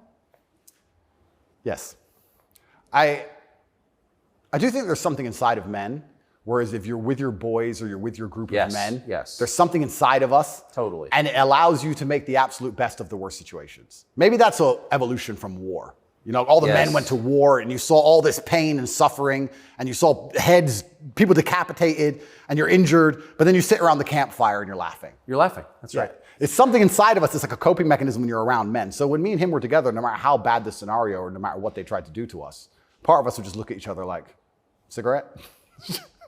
And you find joy in that. And yeah, there's definitely, and that's another thing I think a lot of men are lacking. A lot of men are missing is a masculine support network. I think Buddies. Yeah. You know, you talk to a guy and say, what was the highlight of your life? What was the best time of your life? And they'll say, college football. It's not about the football. It's about the team. Yeah. You know? And I think a lot of that's destroyed as well. Because also it's interesting how everything interconnects. When you destroy honor and principle and the masculine essence inside of men, well, now as a man, it's very hard to have friends. I wouldn't want to have a male friend who had no principles, no honors, and didn't work hard and was always crying about being sad. What do I want to hang around with him for? He's a loser, right? So then your support network's destroyed. And I think that men have always needed that since the dawn of time, and I think that's gone. But They don't have friends. Men, especially middle-aged men, have no friends. absolutely, because they've been told that to give them all away and do as the wife says, and then she left him. No wonder he wants to kill himself, wouldn't you? No wonder he's depressed. It just sounds like the worst existence ever. And now we're living in a world now, especially, where everything is hyper-competitive, especially the sexual marketplace. Like if you're a 52-year-old, overweight, average income, no fame dude, and you have to find a girl, it's going to be pretty difficult to find a good one. It's going to be very hard. So we're like, of course he's lonely. Yeah. And his kids don't respect him. They're busy. Like, of course he's sad. Like, it's actually heartbreaking to discuss. It is heartbreaking. It's heartbreaking. But then how do you prevent that happening? Well, then you need to be a man of honor and principle and make sure that you keep your support networks and make sure that your woman does respect you. And a woman's going to respect you when she sees other men respect you. Yes. And they're only going to respect you if you respect yourself. But to respect yourself, you have to be the kind of person who says no. What do you think of porn?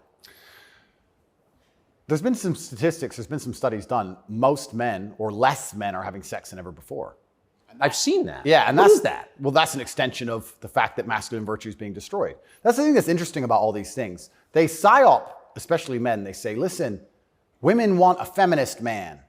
Women want a man with no moral principle who would make sure that there's a conversation about who should fight the burglar when your house is broken into, because equal opportunities, equal rights, of course. Don't presume just because you're a man that you should defend her physically. Of course not. That makes you a bigot and a misogynist. So they convince men to adopt these virtues in ways. And of course, women, by and large, dislike them for it. So now as masculinity is plummeted, a whole bunch of men are simply not having sex anymore. And then they become addicted to porn, which is cucking, effectively. I mean, two people are having sex and you're just watching it. and it's become Good point. I mean, and it's become a pandemic, right? So men are replacing genuine sexual relationships with just the computer screen and porn, and it's becoming a very, very big problem. And that's also exasperated by the fact that I think the sexual marketplace has become globalized. This is the thing I say to young men. A lot of men come to me with problems, and my only answer to them is masculine excellence. I say that in the world we live in today, being a normal man or below normal is going to be terrible. You have to be an exceptional man because the sexual marketplace, especially, even if you just want to find a wife, is globalized. If you, in 1955, if you met the hot girl in the Nebraskan town, she was the hot girl in the Nebraskan town. If you meet her today, she's being offered to go to Courchevel and go skiing in France, and she's being offered to fly to Dubai, and there's millionaires who can just fly her anywhere and give her anything she wants. And who are you? Right? It's getting harder and harder as a man to even find the most basic human function of reproduction. Even to just find a woman you can reproduce with, it's becoming more and more difficult. You also couple that with the fact that they've destroyed morality in women also. So when you destroy the morality in men and you destroy how a man should act, and then you destroy how a woman should act, you're both going in the opposite direction. Most women out there are very happy to share a man who's just rich and famous, and they don't care. It's right. So if you're the normal guy, there's this rich famous guy with 30 girls. That's 29 dudes who are lonely, and they end up watching porn. And if you have a porn addiction or you have a problem with porn, you have a problem with yourself, because I guarantee if you were the kind of man you're supposed to be, you would have no time for that, and you wouldn't need it. I can confirm that's absolutely and utterly the case. Yeah. Yeah. So the fact you even need porn shows there's a problem with you as a man. Because if you were the kind of man you could be, and I genuinely believe that any man can become anything, then you'd have unlimited sexual options and you would have no interest in that. And I do want to make this clear to the world because there's a bit of a misconception about my story. My father was in the military and then he left to become a professional chess player. He was a traveling chess player. You don't make money with that. My mother and father broke up at age 9. We moved to England purely because you get more help from the state. I was raised on welfare in Marsh Farm, which is the worst area of the worst town, Luton, with the highest crime rate. I went to a school with a 4% pass rate, single mother household effectively. Started from absolutely nothing, became a kickboxing world champion. Your mother was English? English, correct. So I started at the absolute lowest echelon of life and I would like to consider myself somewhere near the top now. I've been through absolutely every stage. So when I say to men, you can become anything you want, and my answer to you is masculine excellence, there's no other answer. I can't tell you how to rig the game and cheat the game. If we're all racing a race and I have a Ferrari and you have a Nissan, I mean, sure, you can get a bit better at driving, but you're probably going to lose. You have to get a better character to play this game of life.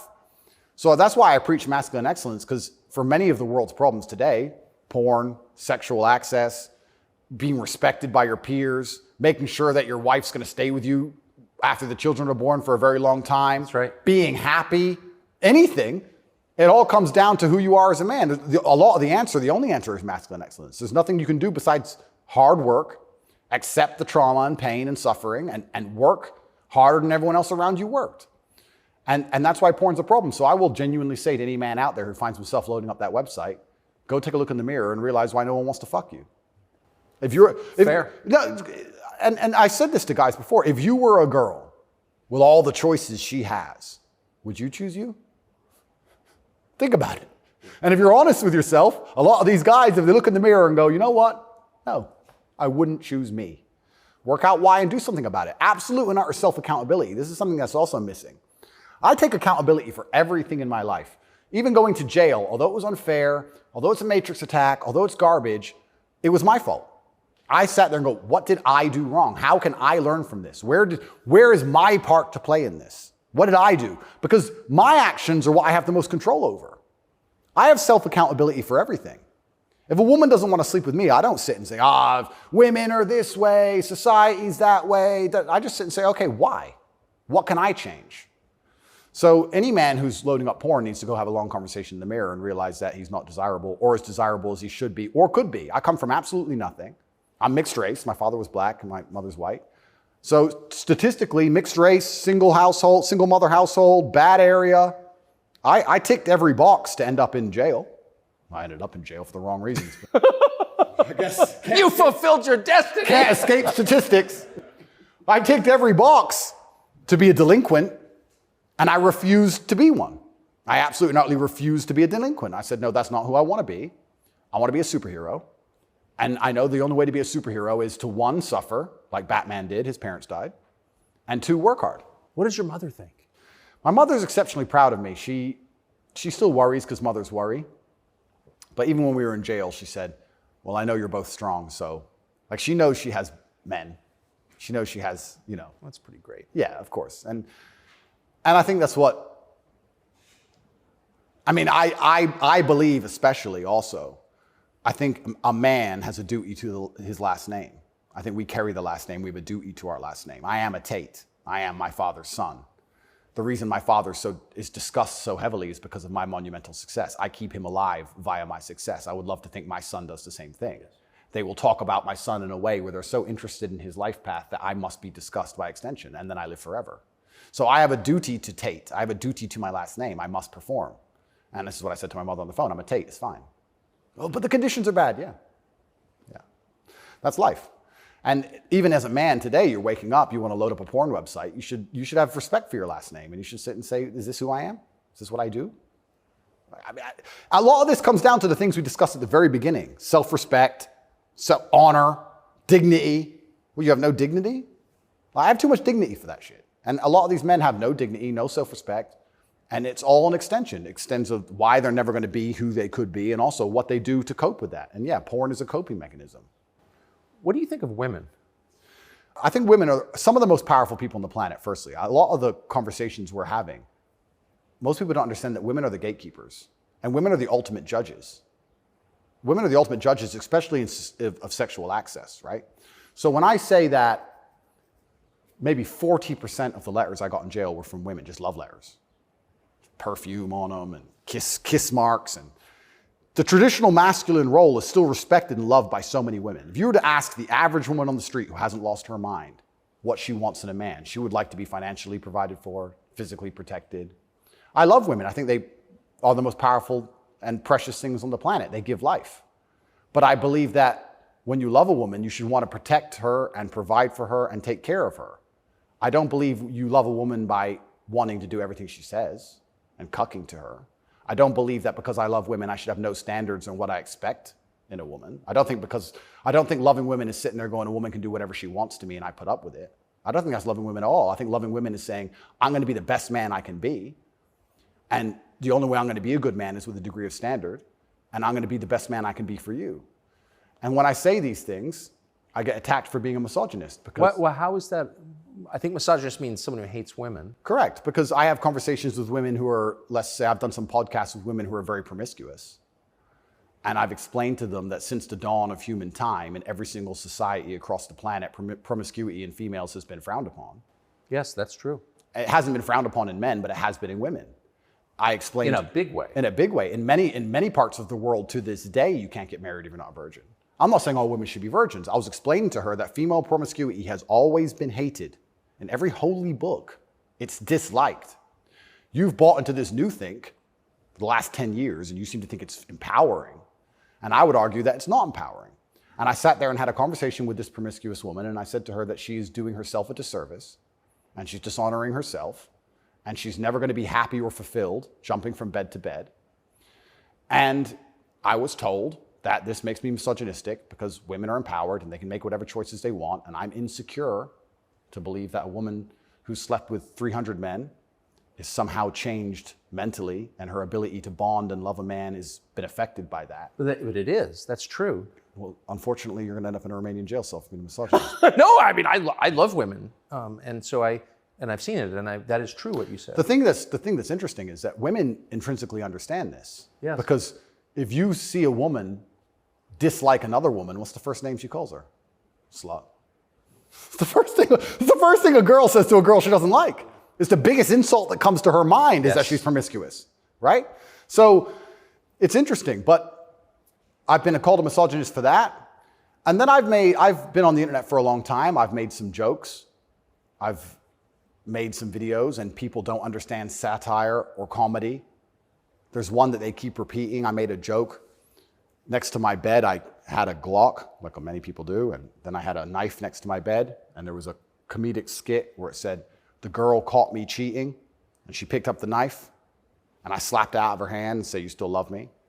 And they cut the bit out where I talked about the girl attacking me with the knife. They just took the bit where I say, slap the knife out of her hand, you're the boss, da-da-da, and he's a misogynist, and it's just taken out of context.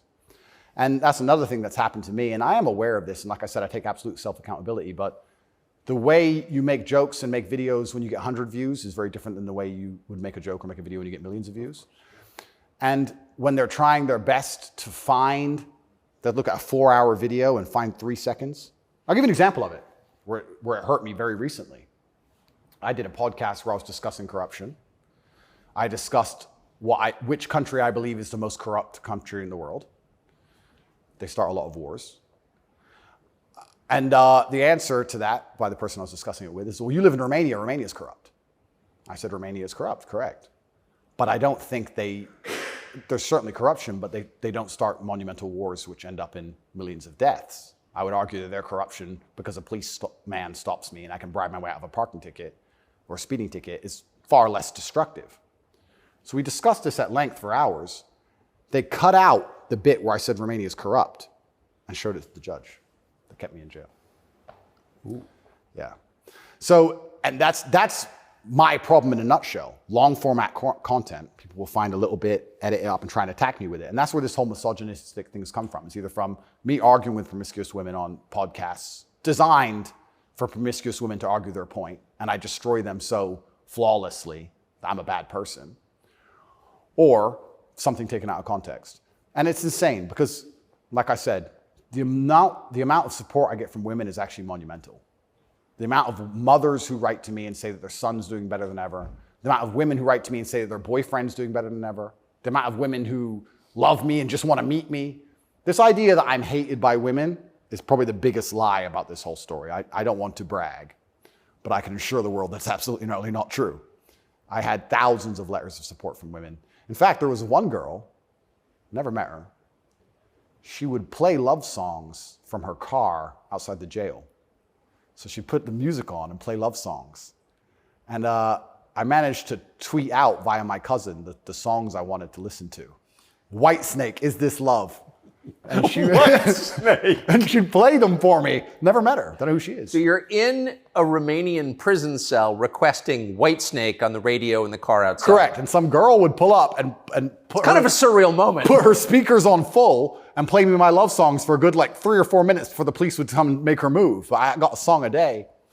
But yeah, this idea that I'm universally hated by women is insanity. That's not true. So you said you're a mixed race. Your dad was black, your mom was white English. What do you make of the race conversation in the United States? I think it's deliberately, they're trying to put fuel on the fire and they're deliberately trying to accelerate division. This is what I believe. I think that if a black billionaire and a white billionaire meet somewhere, I don't think there's much conversation about race. I don't think... No! I don't think there's any racism. No. Interesting, no? They're not that interested in the topic, actually. They don't care. Right. But amongst the lower echelons of the populace, they seem very interested in trying to turn us all on each other. Yes. I wonder why that is. And I wonder why they deliberately make laws and push media matters which are designed to do exactly that. I wonder why that is. We can sit, and I have my own theories. But I think what certain people in the world would be most afraid of is the white people of a certain economic class and the black people of a certain economic class shaking hands and saying, this is bullshit. I think that would be very intimidating for them. So it's certainly accelerated. And it's also very interesting because as a mixed race person, I will also sit and state, I don't look particularly black. Most people can't guess where I'm from. I've had more discrimination against me for being a straight male than I've ever had for my skin color. I've had more people look at me or have problems with me purely because of my sexual orientation and my generally masculine essence than I've ever had anybody say anything about my skin color ever. And I'll also say, if somebody has a real problem with my skin color, who cares? If someone's that ignorant, who gives a shit? It's also, I do find it amazing they manage to psyop people into being so brutally offended by it. If someone were to come up to me and say, you're not white, I'd say, correct. Have a nice day. Who cares? It's amazing how they've got everyone wrapped up in this. But yeah, it's certainly accelerated. And another thing that's very interesting about it, especially in America, a lot of Americans are insulated to, I feel like, world history. Yeah, I've noticed. You know, they're like, oh, slavery, slavery, slavery. Slavery was everywhere. Every country had slaves. Arabs had slaves, the Chinese had slaves, Aztecs had slaves. Everybody had slaves. The American Indians had slaves. Everybody did. A lot of slaves. Correct. And they're like, oh, we've been enslaved. Everyone was enslaved. Unfortunately, the world wasn't such a nice place, right? And there's been ethnic divisions in every single country on earth since the dawn of time. There still is in many countries in the world today. They believe this is a uniquely American issue. And I would strongly argue that, one, it's completely and utterly not. And two, I think that if you are black, white, Asian, I think if you stand up, self-respect, work hard, try your best, turn up on time, firm handshake, don't make excuses for anything, don't look for an easy way out, no matter what your skin color is, in America or England or any other Western nation, I think you can be extremely successful. I don't think anything's stopping you. That's not the message you get from, say, Kamala Harris, who's also mixed race. Her dad was Jamaican, her mom was Indian. Yeah. But race is really at the center of her identity and her politics. What do you make of, say, Kamala Harris? Well, let's look at why they purport the idea that depression is so powerful and that you can just catch it from the sky and now you're permanently depressed no matter what happens to you and there's nothing you can do about it and you can't improve your life and you can't be a better person, right? It's that self-limiting belief. I think by also pushing this racism argument, it's also very much the same thing. I think if you adopt that mindset, if you wake up and you're a particular color, you're purple, and you believe purple people can't make it, what's your chance of making it? Zero. Yeah. Right? So that's what's so destructive about it.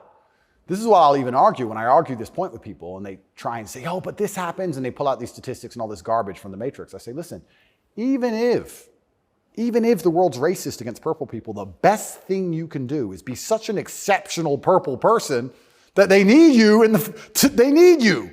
The only answer is hard work. The only answer is self-accountability, masculine essence, honor, dignity, making your ancestors proud of you because you hold the same last name as them. The answer is the same regardless anyway. But when people like Kamala are pushing this racism agenda, they're trying to say to people effectively, you'll never be anything. And you don't stand a chance of ever being anything. And I think that makes people who aren't anything feel a little bit better about themselves. It's cope. And that's the only fans she has left, are losers who she's told it's okay to be a loser because there's no way you could have not been a loser. And I will argue you could have been something a lot more than that. And you shouldn't listen to anybody who tells you you're not going to be a loser. If someone were to come to me and say, Andrew, you're mixed race, you're from a single mother household, you're never going to be rich. I'll say, watch me. I don't believe you. I don't believe you. Who are you? So everything she's saying is one, wrong. Two, it's destructive to believe in. Three, I think it's her last hope at having any kind of fan at all because she's largely incompetent. I don't think I've ever heard her put a compendious, coherent sentence together. And perhaps also, maybe that's the reason why she leans so heavily on race, because she's not impressive or competent. So she can say, oh, but I'm this color and I did it, instead of actually talking about how good of a job she's doing.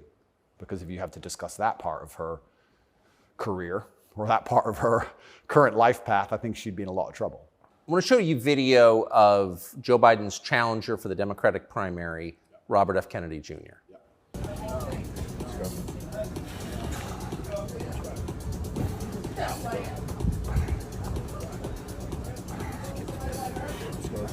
Six. Run it. Let's go. Up. What do you think of him? I think a strong body is a strong mind. I don't think there's anything wrong with a man exercising up until the age he dies. Why wouldn't he? I think that the bottom line of masculinity since the dawn of human time has been a propensity and a capability for violence. I think that's what makes a man a man. I don't see any possible negative connotation with being in good physical shape. I think that's a fantastic way to show discipline, which is very important, and any man who's important, especially a world leader. In fact, I love the idea of an elected world leader being in fantastic physical shape. I think it shows that they're a motivated, disciplined person, and I have a lot of respect for him for that. And I think that in the military, we make it mandatory, right, to be in fantastic physical condition. Yes. So why wouldn't we have it mandatory for people who are in charge of the entire world? I think it's fantastic. The President of the United States seems to be failing physically. As you look back at the country whose passport you hold at the president, what's your reaction? Well, sometimes, and it's not very often, I consider myself ignorant, but I feel like there must be some magic I missed, because wasn't he the most voted for president in history? Oh yeah, billions of votes. Yeah, there must be some magic I just can't detect, Tucker. I don't want to. More than Barack Obama. 81 million votes. It's insane. And I mean, Barack, yeah, sure, he was very intelligent, articulate. Yep. He was concise and compendious with his ideas. He could make you understand how he thinks. Yes. But Joe must be better in some way. I can't seem to see how, and I guess the fault is with me. I don't know what to say about that one. It's one of those lies that's so ridiculous that you're just like, okay. He got more votes than Barack Obama. Shut up, he did. Shut up. Excuse me. I want to get your take.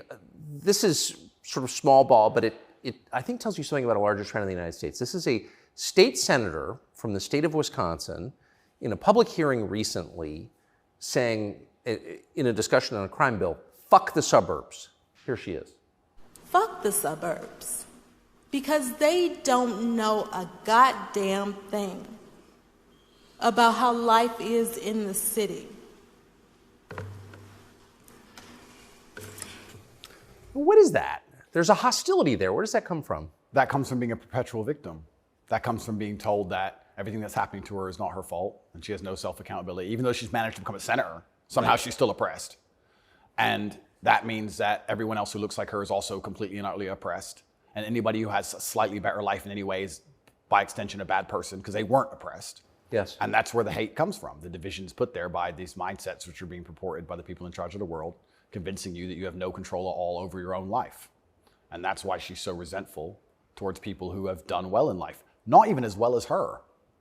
Right. I would also argue, perhaps I'm incorrect, that she probably lives in a suburb. Of course she does. So she's a hypocrite on top of that. Yeah. But hypocrites are, the fantastic thing about being a hypocrite is if you're a hypocrite with a little bit of power or influence, you're allowed to be a hypocrite because you're spreading information on the larger problem. In fact, this is actually interesting. One of my funnest things, I'm going to announce this here on your show for everyone to know, this is a world exclusive. I want to become a climate change activist. Because when I was younger, people would say, what do you want to be when you grow up? Do you want to be a fireman? Do you want to be Batman, et cetera? And I wasn't sure what would really make me happy. But now I'm ultra wealthy and I fly around on private jets all the time. I think that now is the time for me to become one of those hypocritical climate change activists. 100%. It's going to be super fun. Well, as your carbon footprint grows, your concern about carbon footprints grows. Absolutely. Eat the bugs. Sell your car. How dare you eat meat? On my jet, of course, I have meat, but I'm allowed to be a hypocrite because I'm spreading awareness for the overall problem. It's for the greater good. It's for the greater good. I have to get to the climate change activist meetings. So, which happen to be in Switzerland, I noticed. of course. So, although I'm flying on, well, before this arrest. They're never in New Jersey. Never. So before this arrest, I was on about 3 or 4 jets a week. But every single time I was flying on my private plane, I was extremely concerned about the carbon footprint. Of course you were. And so I am now a climate change activist. I just want to let the whole world know. Because once you get to a certain level of power of influence, you're absolutely not allowed to be a complete hypocrite. So you're allowed to live in the suburb and then tell everyone, fuck the suburbs, and pretend that you're oppressed when you're a senator of the most powerful nation on the planet. Because it's a logic fail on every level. So one of the human activities has got to produce the greatest carbon footprint is, I would think, war, right? I would think so. Diesel-powered machines, munitions going off. So I was a little bit surprised to see Greta Thunberg with Zelensky this morning. What's interesting to me is this.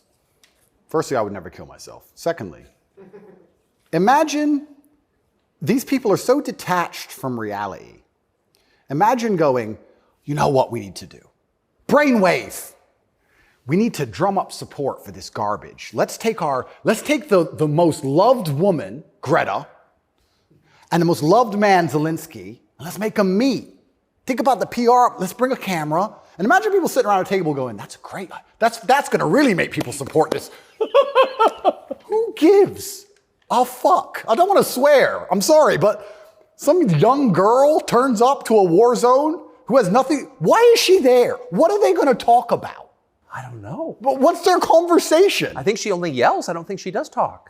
I don't understand. Is she going to talk about how the childhood has been stolen from all those million Ukrainian men who have been blown to pieces? Like she talks about childhood being stolen because we drive, cars?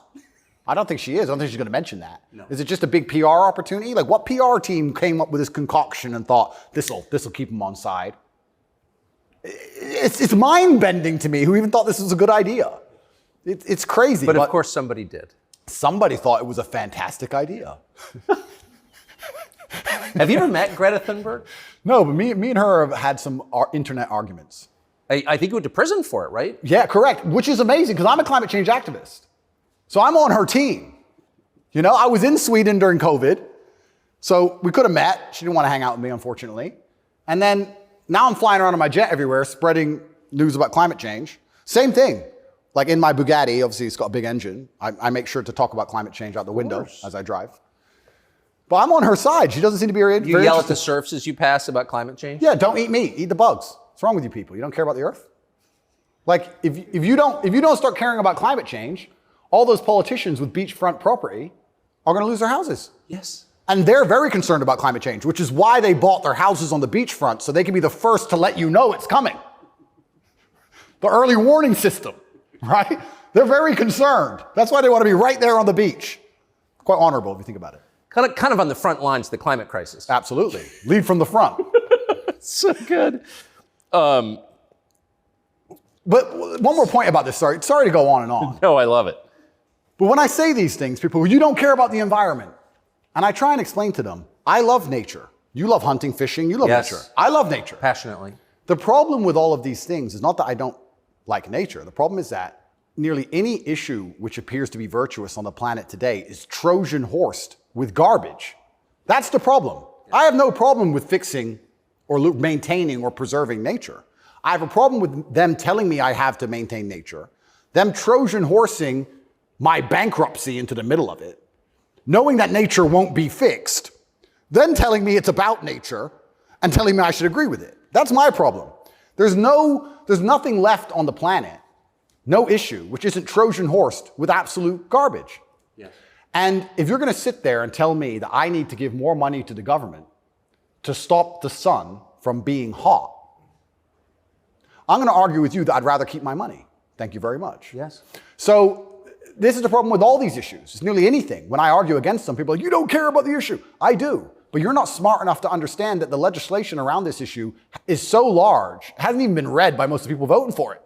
Yeah. And there's something in the middle of it which is going to damage every single person's life, which has nothing at all to do with the issue itself.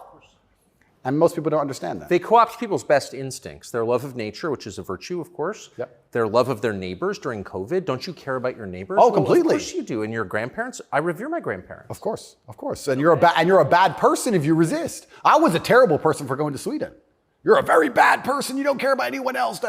And that's how they do. It's weaponized virtue. And my opposers, every single virtuous thing that comes out of their mouth is never from a place of virtue. It's from a place of hate. Yes. It's weaponized. And also, and I don't talk about this very often, but people can go right now to tatepledge.com. I donate $25 million a year to feeding children in war-torn countries, especially in the Islamic world, because that's where a lot of the war is. Nobody ever mentions that, ever. Nobody mentions any of the charitable work I do. Nobody mentions any of the lives I save. Nobody mentions any of the people who support me. They don't mention anything at all. They just come along and say, you're a bad person. And I say, well, if I'm a bad person, let's talk about the things you've done to genuinely benefit humanity, besides sit on Twitter and talk shit. Have you ever done anything for anybody ever? Are you capable of doing anything?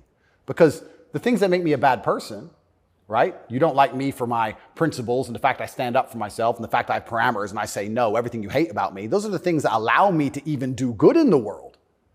If I was like you, mush, goo, I couldn't even help anyone. If you had to help someone today, how could you even do it? You're broke and you're lazy and you're stupid. You can't even enlighten anybody. You can just spread hate. How is that helping the world? These people are a net negative, genuinely. And that's what's so crazy about being attacked for your morality like I'm being now. And when you're a good person in general, they attack your morality because the people who are attacking you are absolutely and utterly immoral. The ultimate hypocriticism. Ultimate.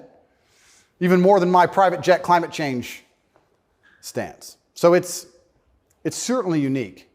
I do like to believe, though, we're entering a new stage of consciousness. I do like to believe, at least from 10 to 15 years ago, more people are, I think COVID woke some people up. I do like to believe the MSM credibility is tanking in real time. Trump helped massively. Fake news. 2 words. Before Trump, when did you ever hear fake news? I didn't really hear it that often. No. Fake news, fake news, fake news. And he did a fantastic job of that, and he's starting to wake people up. So I'd like to believe there's a degree of us winning, but I just want to make it very clear to the people who attack me and the people who attack anybody who stands up for what they believe in, a lot of their virtue signaling is just hate peddling. And when they can't call you unsuccessful and they can't call you stupid, they have to find a way to hurt you. And the only way they can do that is to say you're a bad person. I've noticed.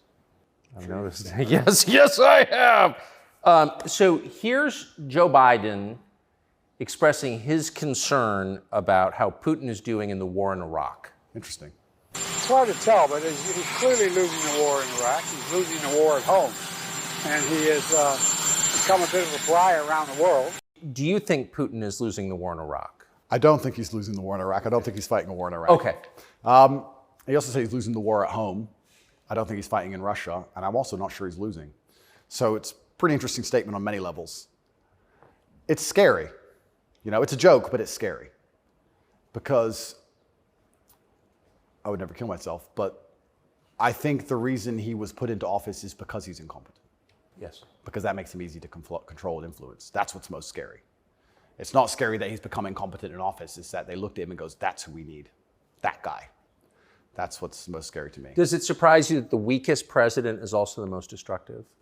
Weak men are always destructive because hurt people hurt people. Yeah. I don't know, I heard, someone said that to me a long time ago, hurt people hurt people. They were talking about a relationship, and I said, that's true. If your heart's been broken, you're probably going to be a bit of an asshole and break someone's heart. Hurt people hurt people. And then I thought, well, if you're a weak man and you're going through life and you don't have the strength and resilience to resist the trials and tribulations of being a man, and you're constantly hurt by everything, and you're constantly upset and depressed and sad because you're weak, how could you possibly do good? Hurt people, right? To do good, you have to be a good person to begin with, and to be a good person, you're virtuous, and you've gone through a lot of things that made you strong. This is what's mind-bending to me, that the idea that strong men are somehow bad. And it's the ultimate hypocrisy, because as soon as something happens, especially physically, as soon as a liberal is attacked, they call the police. Defund the police! Call the police. Don't be masculine. Police officer, please. They want a big, strong man with a gun. Guns are bad. They want him to have one, right? So the ultimate hypocrisy on every level is absolutely and utterly insane. At the base realities of humanity, the absolute base reality, strength in men is respected and wanted. And I think that the closer you get to unfortunate circumstance, the closer you get to reality. They go hand in hand. And then everyone's looking for the strong men. So strong men should always lead, I believe. And for a longest period of human time, that's how society functioned. The strongest men led. But in the Western world now, that doesn't seem to be the case anymore. And weak men are emotionally led. They're not particularly stoic. They're impulsive.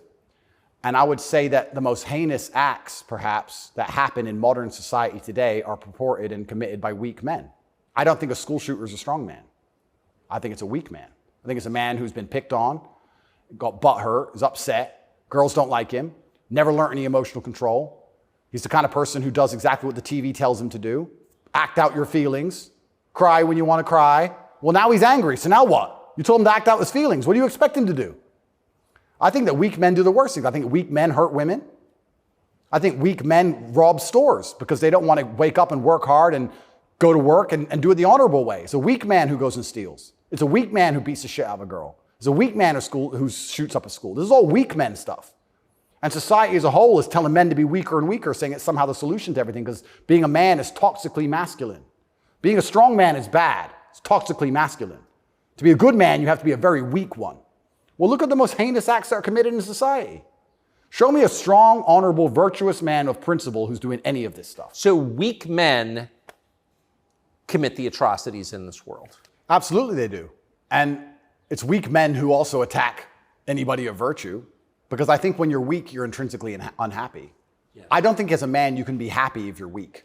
I think happiness and strength go hand in hand. Yes. I think that's how we're supposed to be, right? Even strength of mind, strength of conviction, strength of something. If you're weak, you're going to be miserable. So I do find satisfaction in the fact that most of the men who truly dislike me are miserable and weak.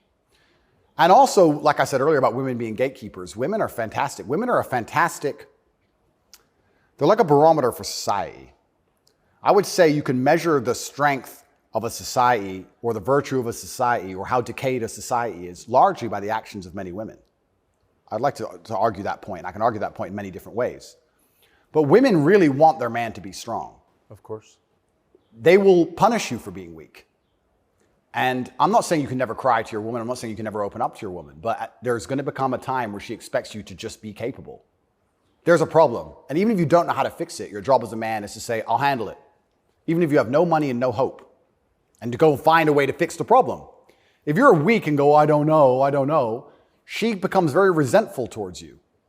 And she'll punish you for that weakness. And I think what she's trying to do on an evolutionary standard is inspire you to man up, because it's your job to protect her, isn't it? Of course.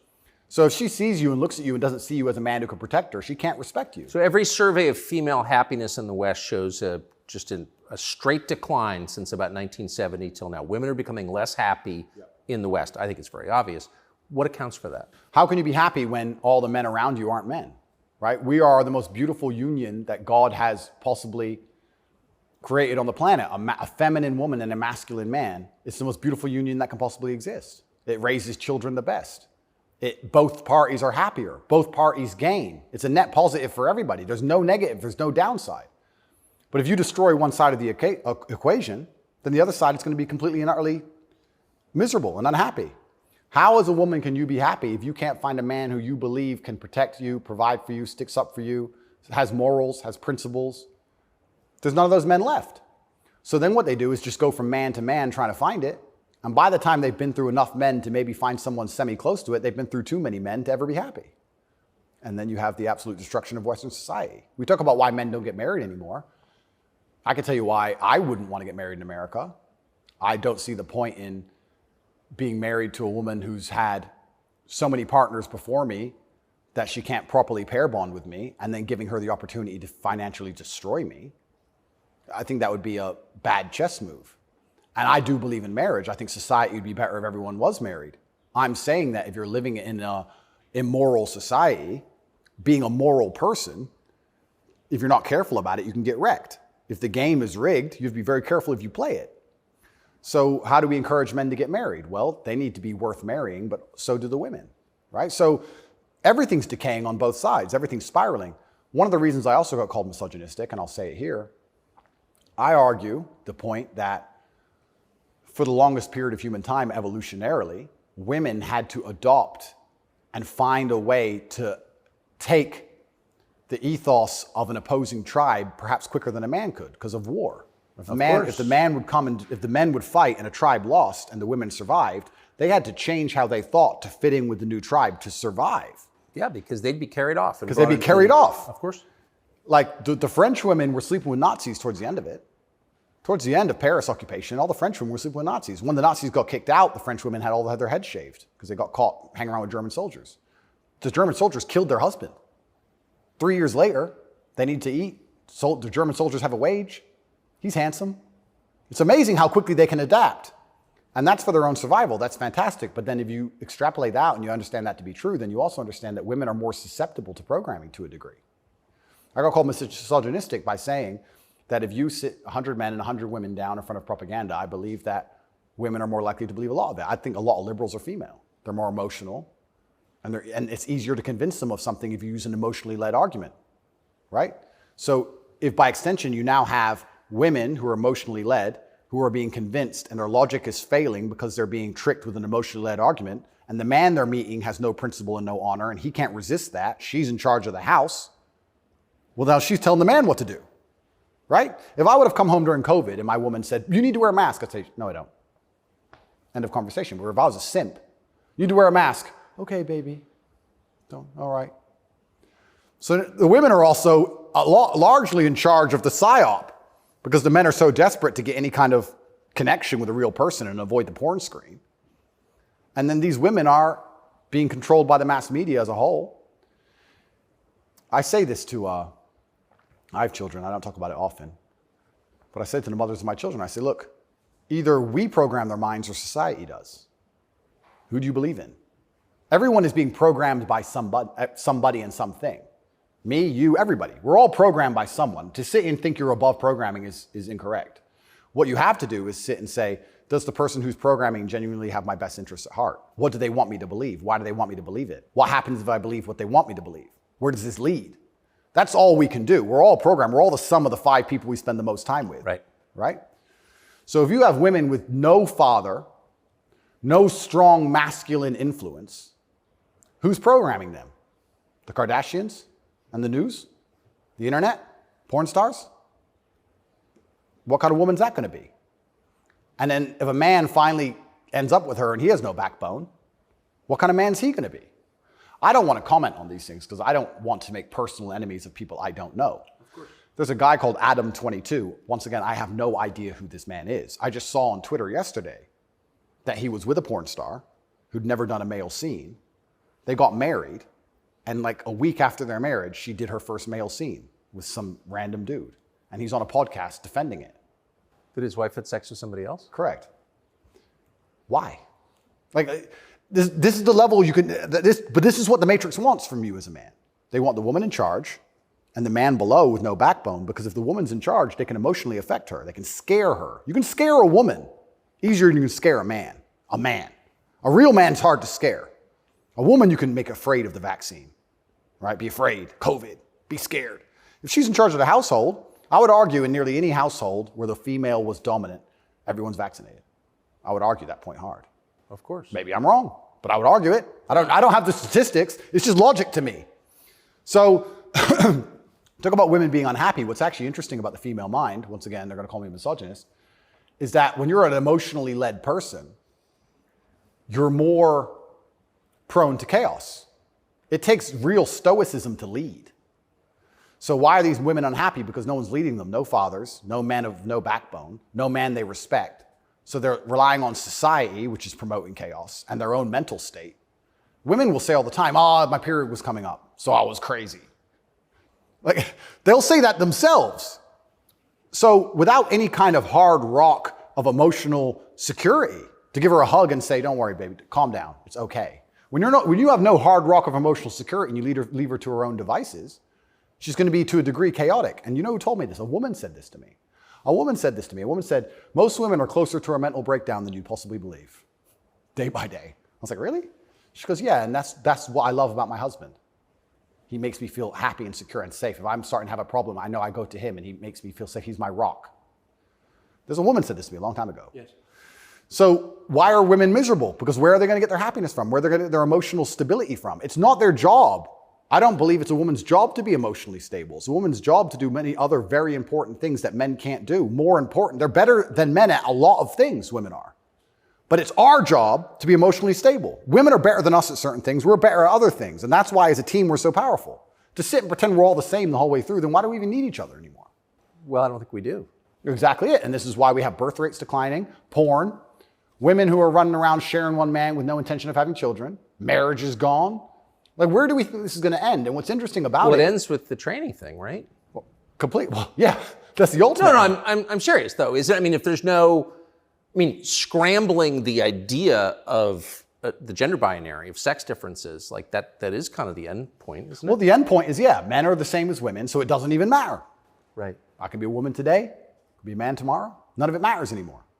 I also think a large part of this transsexual movement, I think a large part of it is a deliberate attack on us and our senses because they're trying to convince us to ignore our eyes. I do believe that is a bottom line. I think the bottom line of slavery are your own senses. Like, no matter what I'm told, that it's cold outside, I feel warm. That's the bottom line. So once they can convince you that your senses are wrong, well, then you're completely open for the slave programming. Once you can look at something with your eyes and ignore your eyes, you're a prime candidate. So I think a lot of this has also something to do with that. You are going to say that's a girl. That's what you are going to say because you have to. And if you say it long enough, you'll think it. And if you won't, your children will because we'll tell them.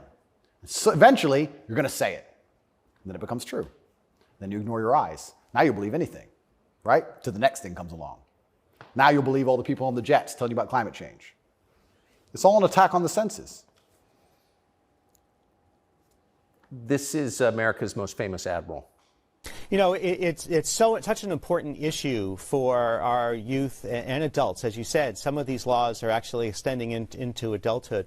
You know, we often say that gender-affirming care is health care. Gender-affirming care is mental health care. And gender-affirming care is literally suicide prevention care. Would that be your view as well?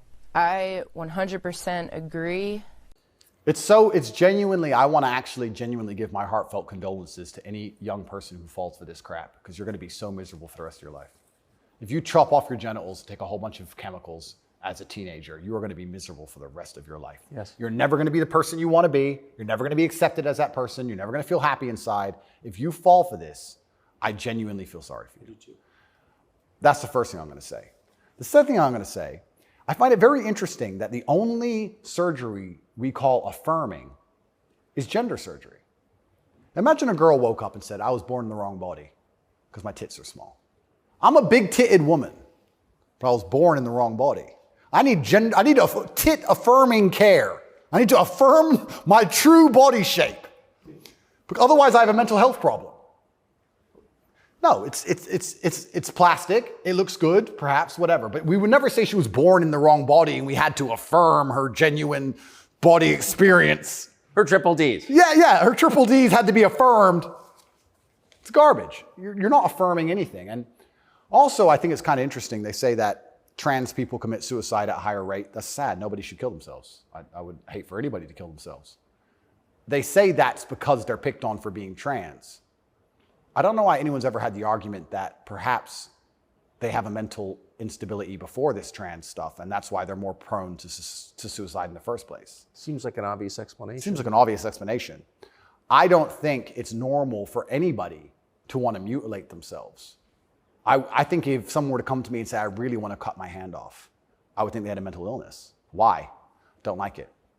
What do you mean you don't like it? I don't like my hand. I don't want it. I would think that's very concerning.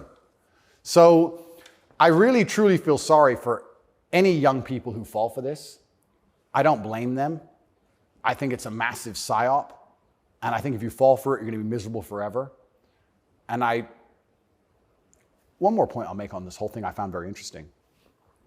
I'm a professional fighter, so I spent a lot of time in Thailand when I was fighting.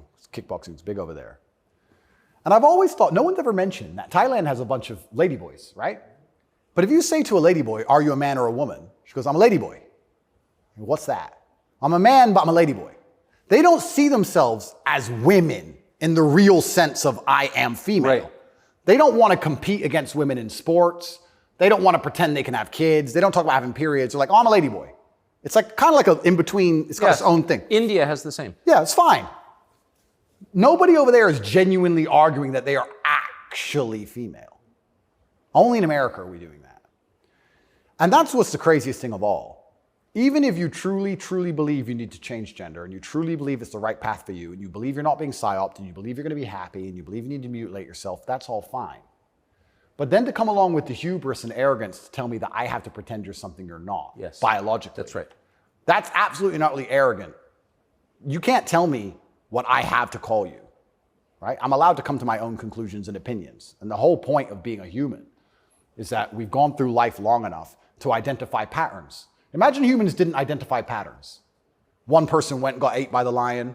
You watch it happen. Then you go for a turn. Like, no, you work out over time. Don't go near the lion, right? If I look at a person who's 6'4", muscularly built, right, with a big jaw and a beard, my brain and my life experience tells me that's quite often a man. That's very often it is. Very often. That's the conclusion I've come to. To come along and say, no, because I've decided to do X, Y, Z, you have to ignore all of the patterns you've identified throughout your entire life and everything you believe to be true. You have to throw away all the science and your entire worldview and everything about how you view the world. You have to eject that from your brain and call me what I want to be called is extremely arrogant. And if I went through the world and said everyone had to call me King Andrew, they'd tell me, shut up. Why? If they can get called whatever they want, I should be able to get called whatever I want. I want to be King Andrew, #1 savior of Earth, climate change activist. That's what I want to be. And if anybody calls me anything else, they're a bigot. That's what we're going to do. If we're going to go down that path, I'm going to make sure that my title is good. Lord of all Lord of all beasts of the land and fishes in the sea. The most honorable man who's ever lived. The fastest human alive. Who cares? Doesn't matter that I can't run fastest. It doesn't matter, Tucker. I'm the fastest human alive. You must affirm my belief. I'm the fastest man alive. Greatest man in show business. Sorry, Tucker. Best political commentator there's ever been. Let's just go down this path of insanity. Why not? Walk around with stickers on our head. It'd be great. It'd be fun. The scariest thing about all this stuff is that the world is still polarized to a degree because there's certain places in the world which are too close to baseline reality for survival, for any of this garbage to fly. You think you can go to Tajikistan where people are trying to eat and talk to them about gender and all this garbage? They'll be like, listen, you're a man, this needs doing. Shut up, right? There's no time for any of that. So as the Western world is self-destructing in real time, there are places in the world where none of this crap is happening. So who's going to own the world in 100, 200 years? Like, it's still competitive to a degree. It's still bipolar. There's two sides to the world. I think that when men are men and women are women and we stop arguing about dumb shit, that society overall is more competitive. I don't know how America is going to maintain its influence over the entire planet when it's doing all this garbage. How long can this possibly last? Not long. Not long. It's like the fall of Rome. The fall of Rome, everything became decadent. endless sex and orgies. No one had enough faith in the state to join the army anymore. And people talk about barbarians destroying Rome. Rome was destroyed from the inside. That's what happens. And we're witnessing it in real time. And we have all these problems on Earth, and then they want to spend millions and millions of dollars on an investigation to prove that I'm a human trafficker for TikTok. It's clown world. Nothing even makes sense anymore. This is a video from a recent Pride March in New York, and I'm interested in your view of it.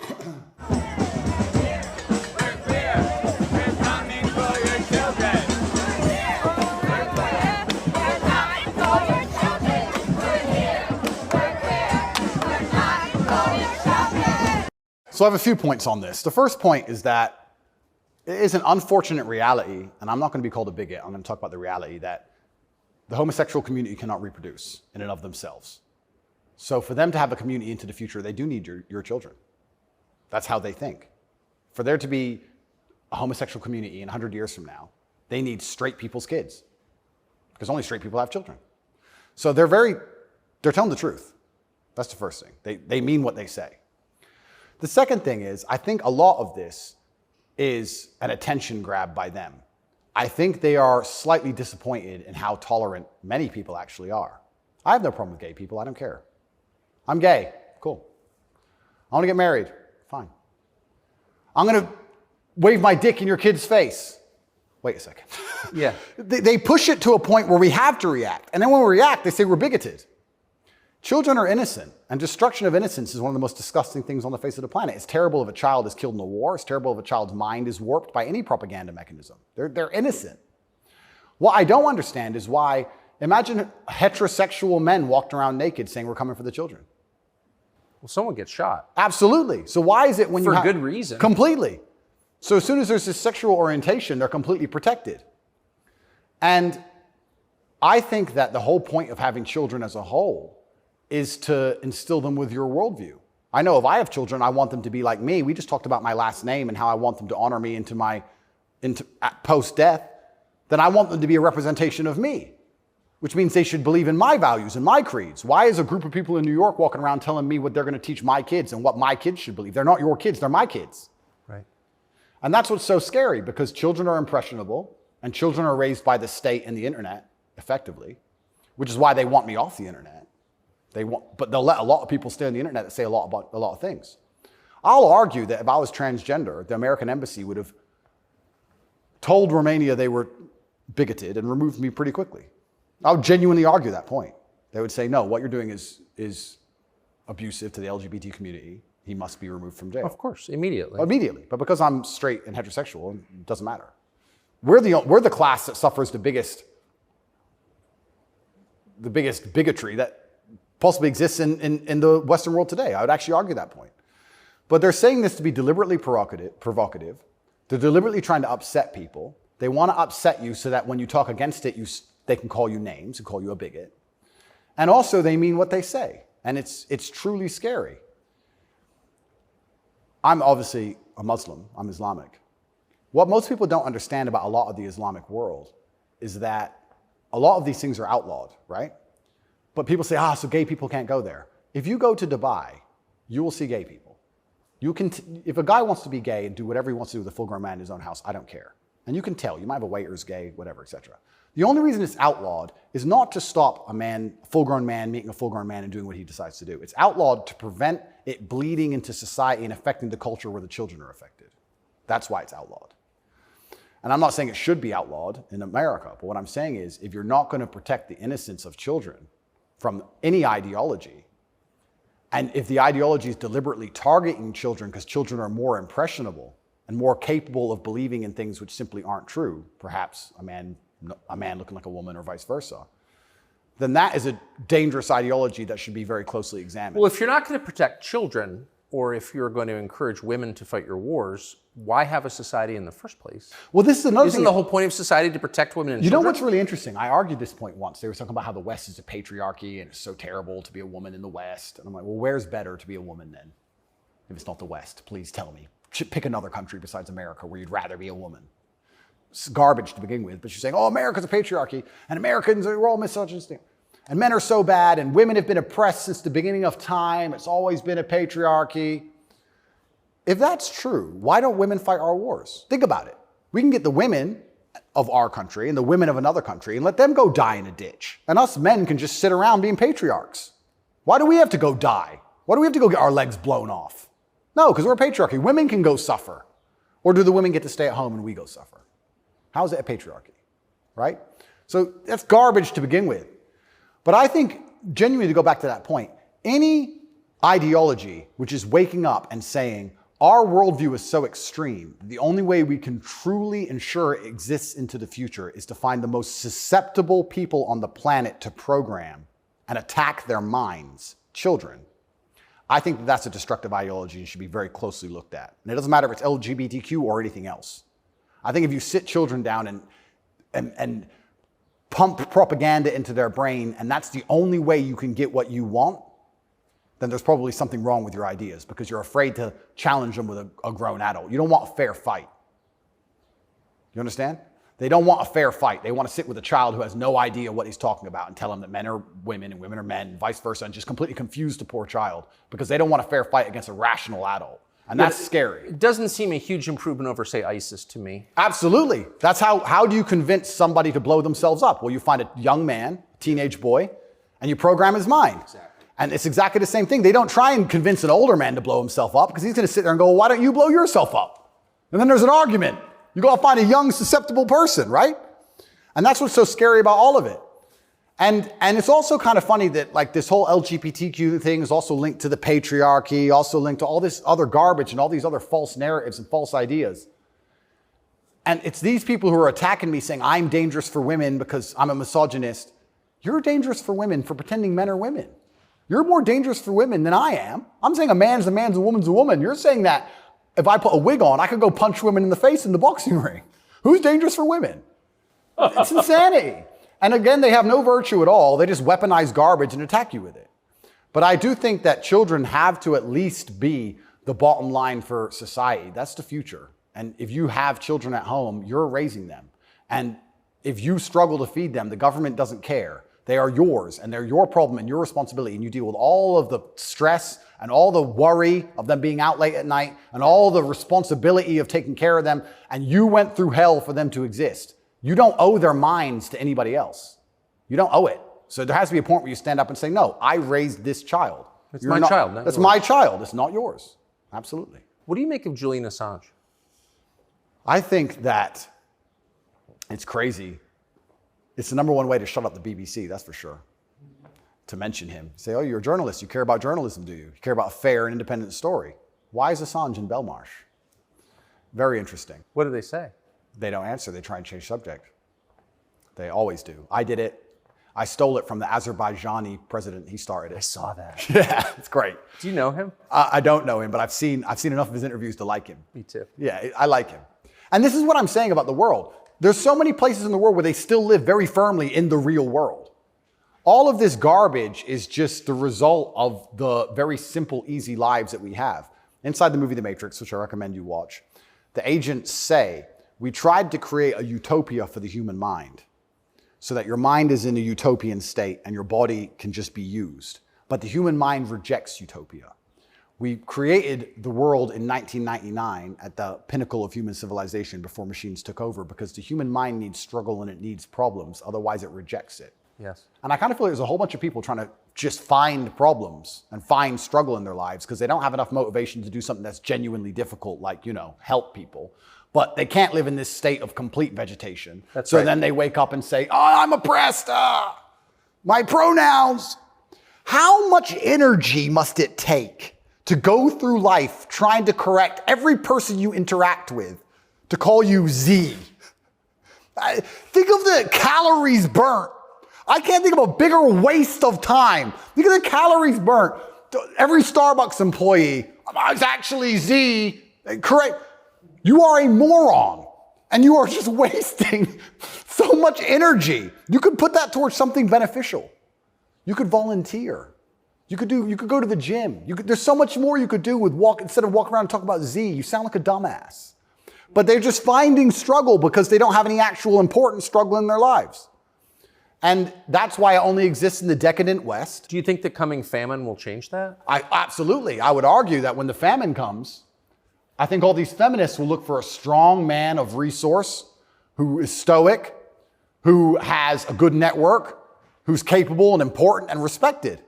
It's amazing how quickly feminism disappears. In fact, there's a podcast I did called Fresh and Fit. And I did this podcast in Miami, and I was arguing about gender roles with 7 girls. And during it, they were telling me that they can do anything a man can do, all the usual things, and they don't care, they don't need a man, all this garbage. And some crazy fan knocked on the door for me, and he had a gun. He knocked on the door. You should have seen the women, how quickly they became feminists when I had to go to that door. They all completely changed. Go, go, go, go. Oh, the feminism's out the window. There's no feminists on the Titanic. There's no feminisms in a famine. There's no feminists at war. Where's the feminists? Go to war, right? I remember when Afghanistan, when we did that very well-planned, very thorough evacuation of Afghanistan, and all the schools that we opened for women got shut down by the Taliban. And I was having this conversation with someone, and I was saying, okay, well, you're an Afghan man, right? You've been hired by the Afghan Defense Force, and America's now left, and you have a meager wage, and America's left, and the Taliban are coming, and you're standing outside of the school with your AK, and they're coming with whatever they've got. And you're looking at the school going, do I really want girls to go to school that bad? Not really. Just put it down, you walk off. And this girl's like, yeah, but it's really important. And I'm like, yeah, it is very important. I agree. Women should have education and right the education. Completely agree. But you're also saying here that men should die for it, which is fine. I'm not saying that shouldn't be the case, but I'm saying that you should give men the respect they deserve for dying for your education. Because it's not the women who are going to defend that female school, it's the men.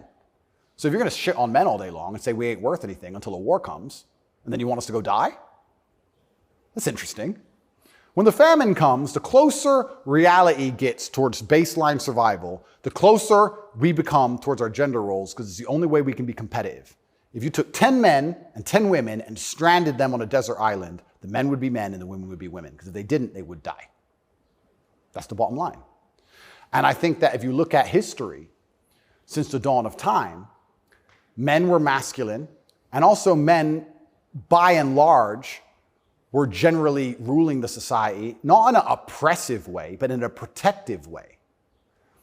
And I think that means that makes the society most competitive. And my argument for that is that if you name any society since the dawn of human time, men were protecting women, providing for women, and basically in charge of the society. And these are societies that never met. So it can't be an idea that spread. The Ming dynasty and the Aztecs, they're pretty far away. But that's how society was most effective. And when feminists argue with me and say, we need a society run by women, I say, well, that's never ever happened. And if it has happened, they got destroyed so quickly, they never had a history. We can't even name one. So it's a brand new idea, which I'm not saying is a bad idea. I'm saying if it's a brand new idea, you can't tell me it's going to be better because it's never been tried, ever. So we're going to see. But what happens if it doesn't work with the most powerful nation on earth? Right? So we're feminizing men and women have more and more control and more power, which is fantastic. I'm saying this is untested. Who knows where any of this is leading? And our competitors, America's competitors, are still very firm in their gender roles. So it's certainly an interesting period of history we're about to enter. It's very interesting. What's your view of tobacco? I love tobacco. So my diet is particularly strange, I've been told. I live on caffeine and nicotine. So I eat once a day. I eat dinner only. 80% of my calories come from meat. I have 10 cups of coffee a day and 3 or 4 large cigars. So I like caffeine and nicotine. I do too. Yeah, it makes me feel good. Makes me feel like my blood's on fire a little bit. Caffeine and nicotine, I think, are fantastic. But you're a health guy, obviously. I'm a health guy, but smoking is fantastic for your testosterone level, and I think that's important in a man. I think that's also important in the resistance of slavery as a whole. Is it really? You can feel it. Oh, 100%. And I'm not saying that, smoking's healthy. I'm not saying that, because I also train exceptionally hard every single day, and when I was professionally fighting, I didn't smoke. But I think in general, testosterone level is a fantastic way to measure your overall health as a man. But nicotine has a positive correlation to testosterone. Absolutely, it's been proven. Yep, it's been proven repeatedly. So that's why I love nicotine so much. And then caffeine, I love to have that little bit of not jitter, but I like to feel energetic and I like to be hungry. My optimal state is hungry, but energetic. That's how I get the most done. I don't like eating. If I eat, I feel full, I feel lethargic. I like to, totally. Yeah, I like to be hungry and 1% irritable from my 5th coffee and a bunch of nicotine inside of me. That's how I like to perform. So yeah, I think it's a good thing. And It's interesting how focused the people in charge are on nicotine. As fentanyl becomes really common, 100,000 people die a year from it. Nobody notices, but they're still trying to shut down not just tobacco, but non-tobacco nicotine devices. Yep. Why? That's a really good point. We could argue it's down to testosterone level. I don't know if you ever saw the study which linked people's testosterone level to their ability and capability to disagree with something. So they did a study which is pretty self-explanatory. The higher your testosterone level, the more likely you are to disagree with a point. And the reason for that is because, especially in older times, if you're going to disagree with something, you had to fight over it. Yeah. If you're going to say no to somebody or some tribe or some person, there's a high chance that you're going to have to fight that person. You have to defend your idea. If you don't have the propensity or the capability to defend your idea, then why would you go against the ideas of the people who are stronger than you? So reducing testosterone levels make men more compliant and more complacent because we're less likely to say no because we can't defend what we think. Why would we say you're wrong, but we can't do anything about it? We might as well just say, well, then you're right. Might makes right. Right. So reducing testosterone levels in men is something which I believe they're trying very hard to do. And if you read the studies, they're succeeding. Testosterone levels have gone off the edge, off the cliff. And perhaps that's why they attack smoking so heavily. I understand that smoking a lot of cigarettes can be very bad for you, but I think everything in moderation. And I think that overall, I would rather smoke a few cigars today and maintain my testosterone level, which it's good for, than not. I think the benefits outweigh the negatives. Couldn't agree more. And my final question is about digital currency. Yep. Do you think it's inevitable, and what would its effects be? CBDCs are inevitable, and they're scary. They're super scary because it's the final absolute realm of control. I mean, they're already removing cash from society. I think they say that just because they want to be able to trace things easier, and that's certainly part of it. But I also have another theory on it. I think if you have a $50 bill, and I give it to the barber for my haircut, and then he goes and buys groceries with it from the grocer, and the grocer goes and gets his car washed, the $50 goes from place to place, and after 20 or 30 transactions, the $50 bill belongs to somebody, and it's worth $50. Whereas if I pay by card, 1.5% goes to the bank. And then if he takes the money I've given him and pays for the groceries, 1.5% goes to the bank. And after the groceries have been paid for, when he goes to get his car washed, 1.5% goes to the bank. So after 20 or 30 transactions, the $50 is gone, the bank has it all. I think that's why they're so desperate to get rid of cash. It's interesting. CBDCs are the next level because once the money's completely digital, then they control everything you do with it. They control where it goes, but they can also control how and when it can be spent. Imagine some terrible future dystopian society where your money arrives and they say it can only be spent on food, or it can only be spent on vegetables because you've had too much meat this week, or you can't buy transport to a particular area because there's resistance of government oppression in that area. So your money won't work for trains right now because nobody can go down there because we don't want everyone in a large group. We want everyone at home in their pods. And they can track everywhere it goes, and they can also track how it's spent, and they can control how it's spent. They can put a time limit on it. You have an hour to spend this money. Scary. Like, think of all the ways they can inflict control over it. And I think this is actually one of the reasons why also I'm disliked. The BBC said this to me when they interviewed me. They said, Lucy, the very intelligent BBC reporter, said, word for word, you have a Bugatti and a cigar, and that means it comes with a side order of misogyny. I said, how does having a Bugatti and a cigar come with a side order of misogyny? And you can order misogyny on the side? Looks like it. It's like a sauce. And she repeated it because she couldn't. Yeah, you have a Bugatti and a cigar, and it comes with a side order of misogyny. So I was like, but they're not sending their best. Yeah, I don't think they have any best, to be honest. But the point they're making, what she doesn't realize she's making, because she's not smart enough, but what she wanted to say, but she couldn't say in a way which sounded negative, is financial freedom is required to a degree to resist. The reason I'm also disliked is because I'm financially successful. If I was broke, they wouldn't care what I say. But I inspire young men, all of my fans, to become wealthy. And you'd think that'd be fantastic for the society, right? He has millions of young men. He's teaching them to work hard. He's teaching them different ways money can be made. He's teaching them to be fantastic salesmen. He's helping the society. No, because if you have a whole bunch of money, then you can sit and say, no, I don't need your wage. That's bullshit. There was a video very recently of a guy in England taking down all the English flags and putting up pride flags. And a guy screams to him and goes, bro, you're taking down the wrong flag. And he replied, I know, mate. And the point is, what can I do? I'm a flag guy. If I say no, someone else will do it. Kids got to eat. So by keeping your money enslaved, they can keep you enslaved. You got to eat. They don't want men to be financially free. If you're financially free, if you have enough money in the bank, you can one day go, you know what? I don't want your money. Even me now to this day, I've done enough and I'm successful enough that it's very hard for them to buy me. They come along, well, I would never sell my soul anyway because it's not who I am as a person. But if I was destitute, they could come along and say, Andrew, you have all this influence. We're going to change your message. You're going to say this. We're going to give you 10 million. Okay. You can't buy me. Can't buy Trump. He's rich already. He's rich and he's 80, 70 something. You think he needs more money? He doesn't care about money. They don't like that.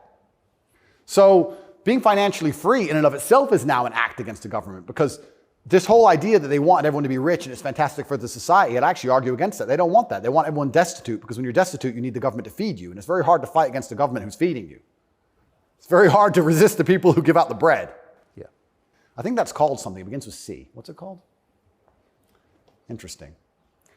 I also heard another interesting theory from a very intelligent person one day, and it was that every government on earth, all of them, in all of their different forms, China, which says it's communist and is capitalist, and all the different in-betweens to the capitalist West, every government on earth is slowly encroaching on trying to become as controlling as powerful as possible. They all want to be as controlling as possible over their citizens. Communism is the end result of the most control a government can have, effectively, or some version of communism. But every single government on earth is slowly trying to get there bit by bit. And the only thing that resists them getting there is the populace and how much the populace will accept. And depending on how malleable the populace is, depends on how quickly they get there. But every government wakes up. It's kind of like AI. Have you ever heard the robot's going to destroy us all because they wake up and go, we don't need the humans anymore? Their end goal is just survival. If a government is the same as an entity, its end goal is more and more control. And that's all they're trying to do every single day with every law they pass, with the climate change law. They don't care about the environment. They want more control. Of course. And the more and more control they get, the final end result, if you give them what they want, is absolute slavery for everybody. So you have to be very careful, because that is their ideal government. The ideal government is where everyone complies, everyone obeys, everyone's controlled, we know everything about everybody, and it's slavery. That's the only way to get that state. So even making enough money to have an opinion is an act of rebellion. It's crazy. Andrew, Tate. Thank you very much, my friend. Amazing. Thank you.